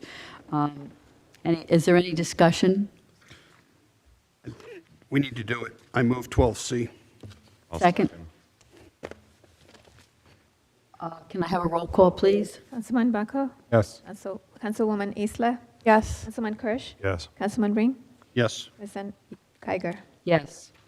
D, authorizing the award of contract to Sovereign Consulting, Inc., 111A North Gold Drive, Robbinsville, New Jersey, 08691, for the Middlebrook Sanitary Sewer Pumping Station Phase 2 Improvement Project for the Township of Bridgewater in an amount not to exceed $2,946,000, funded through the Sewer Bond Ordinance Number 25-13. Would you like to give an explanation? Thank you. I would. Again, if you look at the resolution, you can see there were numerous other companies that submitted proposals. This lowest responsible bid is $2.9 million. The highest was $4.4 million. Quite a spread. But we're very confident that this entity will be able to do a very good job. They're known to construct similar pump stations in other parts of the state. And we're very pleased to present this tonight. Is there any further discussion? I'll move the resolution 12D. I'll second it with a quick comment. I know there were some comments earlier about purchasing. This is a prime example that it's a bidding process, and we have to accept the low bid. Lowest responsible bid. Unless there's extenuating circumstances, but yeah, I second it. We need people's toilets to flush. Anyway, I think you seconded it. Can I have a roll call, please? Councilman Bucko? Yes. Councilwoman Isla? Yes. Councilman Kirsch? Yes. Councilman Ring? Yes. President Geiger? Yes. Next, resolution authorizing an additional $79,605.60 for the purchase of road salt for the 2025-2026 winter season from the Somerset County Road and Bridge Division, P.O. Box 3000, Somerville, New Jersey 08876, in the amount not to exceed $229,605.60. And I had a question about that. Is this salt that we already used, is this a bill that we owe, or is this salt that we want to have in case we have another storm? The vast majority is what we've already used, but we need to have some, just in case. Make a suggestion, we do 12E and F on consent. Okay, I'll read 12F then. Resolution authorizing an additional $121,446.25 to RJM Landscape and Design, LLC, of 821 Parsonage Hill Drive, Branchburg, New Jersey 08876, for snow removal services in the amount not to exceed $681,446.25 for the 2025/2026 winter season. And again, it's all connected with these storms we've already had. But there is while we're thinking spring, we have to recognize that this is a 25-26, so, we could get snow in November, December. You could. So It's happened before. I'll move 12E and F on consent. Can I have a second? Second. Roll call, please. Councilman Baco? Yes. Councilwoman Isla? Yes. Councilman Kirsch? Yes. Councilman Ring? Yes. President Geiger? Yes. G, authorizing a fireworks display for a private event at TD Bank Ballpark on September 26, 2026. Do we have to do this for every time they have fireworks? Yes. Well, we do it in mass for the Patriots. We This is used this to- is a non-Patriots. Any fireworks show we will also have to do on 4th of July for the county to do at Milltown. Yeah. When I first joined the council, we used to do these monthly for the Patriots, and then we finally said, just give us the schedule for the year. So we haven't done it for the We did it Patriots already. yet. We did? We did it We already. did it in late 25 for the 20. Oh. Oh, well, thank you very much for doing that. Yes. Oh, and they add. Let's do 6 more. Yeah. I suspect there's going to be one coming for June. Okay. Can I have a Probably motion? need fireworks for when they don the semi-quincentennial Yeah. uniforms. That's on the list. So I've practiced saying semi-quincentennial multiple times. that's the spelling bee word for the year. We're all getting punchy. Can I have a motion to approve? So moved. Second? I'll second. Okay. Council President, before you move, I'm sorry, you got to do a vote. Councilman Baco? Yes. Councilwoman Isla? Yes. Councilman Kirsch? Yes. Councilman Ring? Yes. President Geiger? Yes. Council President, before you read 12H, as a member of the Elks, I am going to abstain from 12H. Okay. Thank you. So, a resolution of the Township of Bridgewater authorizing a $100 fee waiver, oh my God, for the Somerville Elks Lodge number 1036 Food Truck Festival, to be held on April 20th at Somerville Elks, 375 Union Avenue, Bridgewater, New Jersey, 08807, to support the Drug Awareness Program. Can I have a motion to approve? So moved. Can I have a second? Can we have a roll call, please? Councilman Baco? Yes. Councilwoman Isla? Yes. Councilman Kirsch? Yes. Councilman Ring? Abstain. President Geiger? Yes. And finally, a resolution of the Township Council of Bridgewater authorizing the waiver of vendor fees in the amount of $150 for the Afala Center Eid celebration event to be held on April 18th at the Township Building. Oh, they're going to hold it here? I have You 175. said 150, and my Yeah. agenda says 175. Oh, you know what? I'm reading from a prior. The old- Okay. So 175. Resolution also says 175. Yeah. Can I have a motion? So moved. Second? Second. Roll call, please. Councilman Baco? Yes. Councilwoman Isla? Yes. Councilman Kirsch? Yes. Councilman Ring? Yes. President Geiger? Yes. Is there any discussion? Any discussion about anything that anyone wants to bring up that we haven't? I mean, we do a lot of discussion. I'd like to discuss a motion to adjourn. No, we can't. Oh, we have closed? All We have right. a closed I session. rescind my motion. Okay. Elijah's been sitting here for 3 hours. He's got 3 minutes. It's going to be longer than planning board today. Do we, You have to read that. Okay, so be it resolved by the Bridgewater Township Council that this body will now hold a closed meeting to discuss litigation. When and if the matters discussed become public record, this will be made known to the public at that time. The public is excluded from said meeting, and further notice thereof is dispensed with, all in accordance with Sections 8 and 4A of the Open Public Meetings Act. Can I have a motion to accept, can I have a motion to move into closed session? So moved. Second? I think I have to take a roll call on this one. No, yeas and nays. No? Oh, all right. It's a resolution. All right. Thank you. You want me to do the vote? call? Yes. Oh, okay. Councilman Bucko? Yes. Councilwoman Isler? Yes. Councilman Kirsch? Yes. Councilman Ring? yes. President Geiger?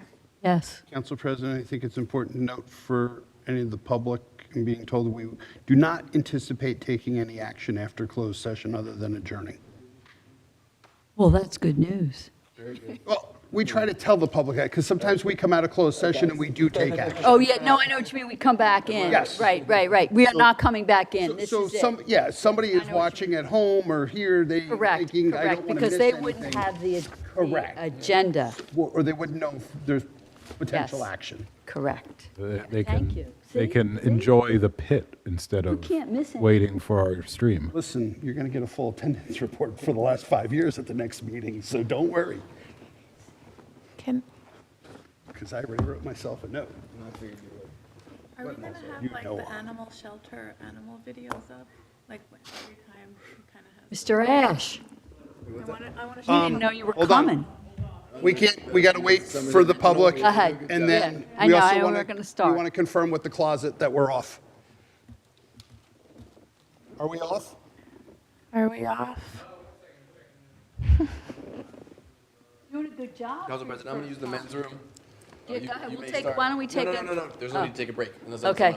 allowed. Okay. Mr. Ash should start immediately. So- Okay. Hello and goodbye, Frank.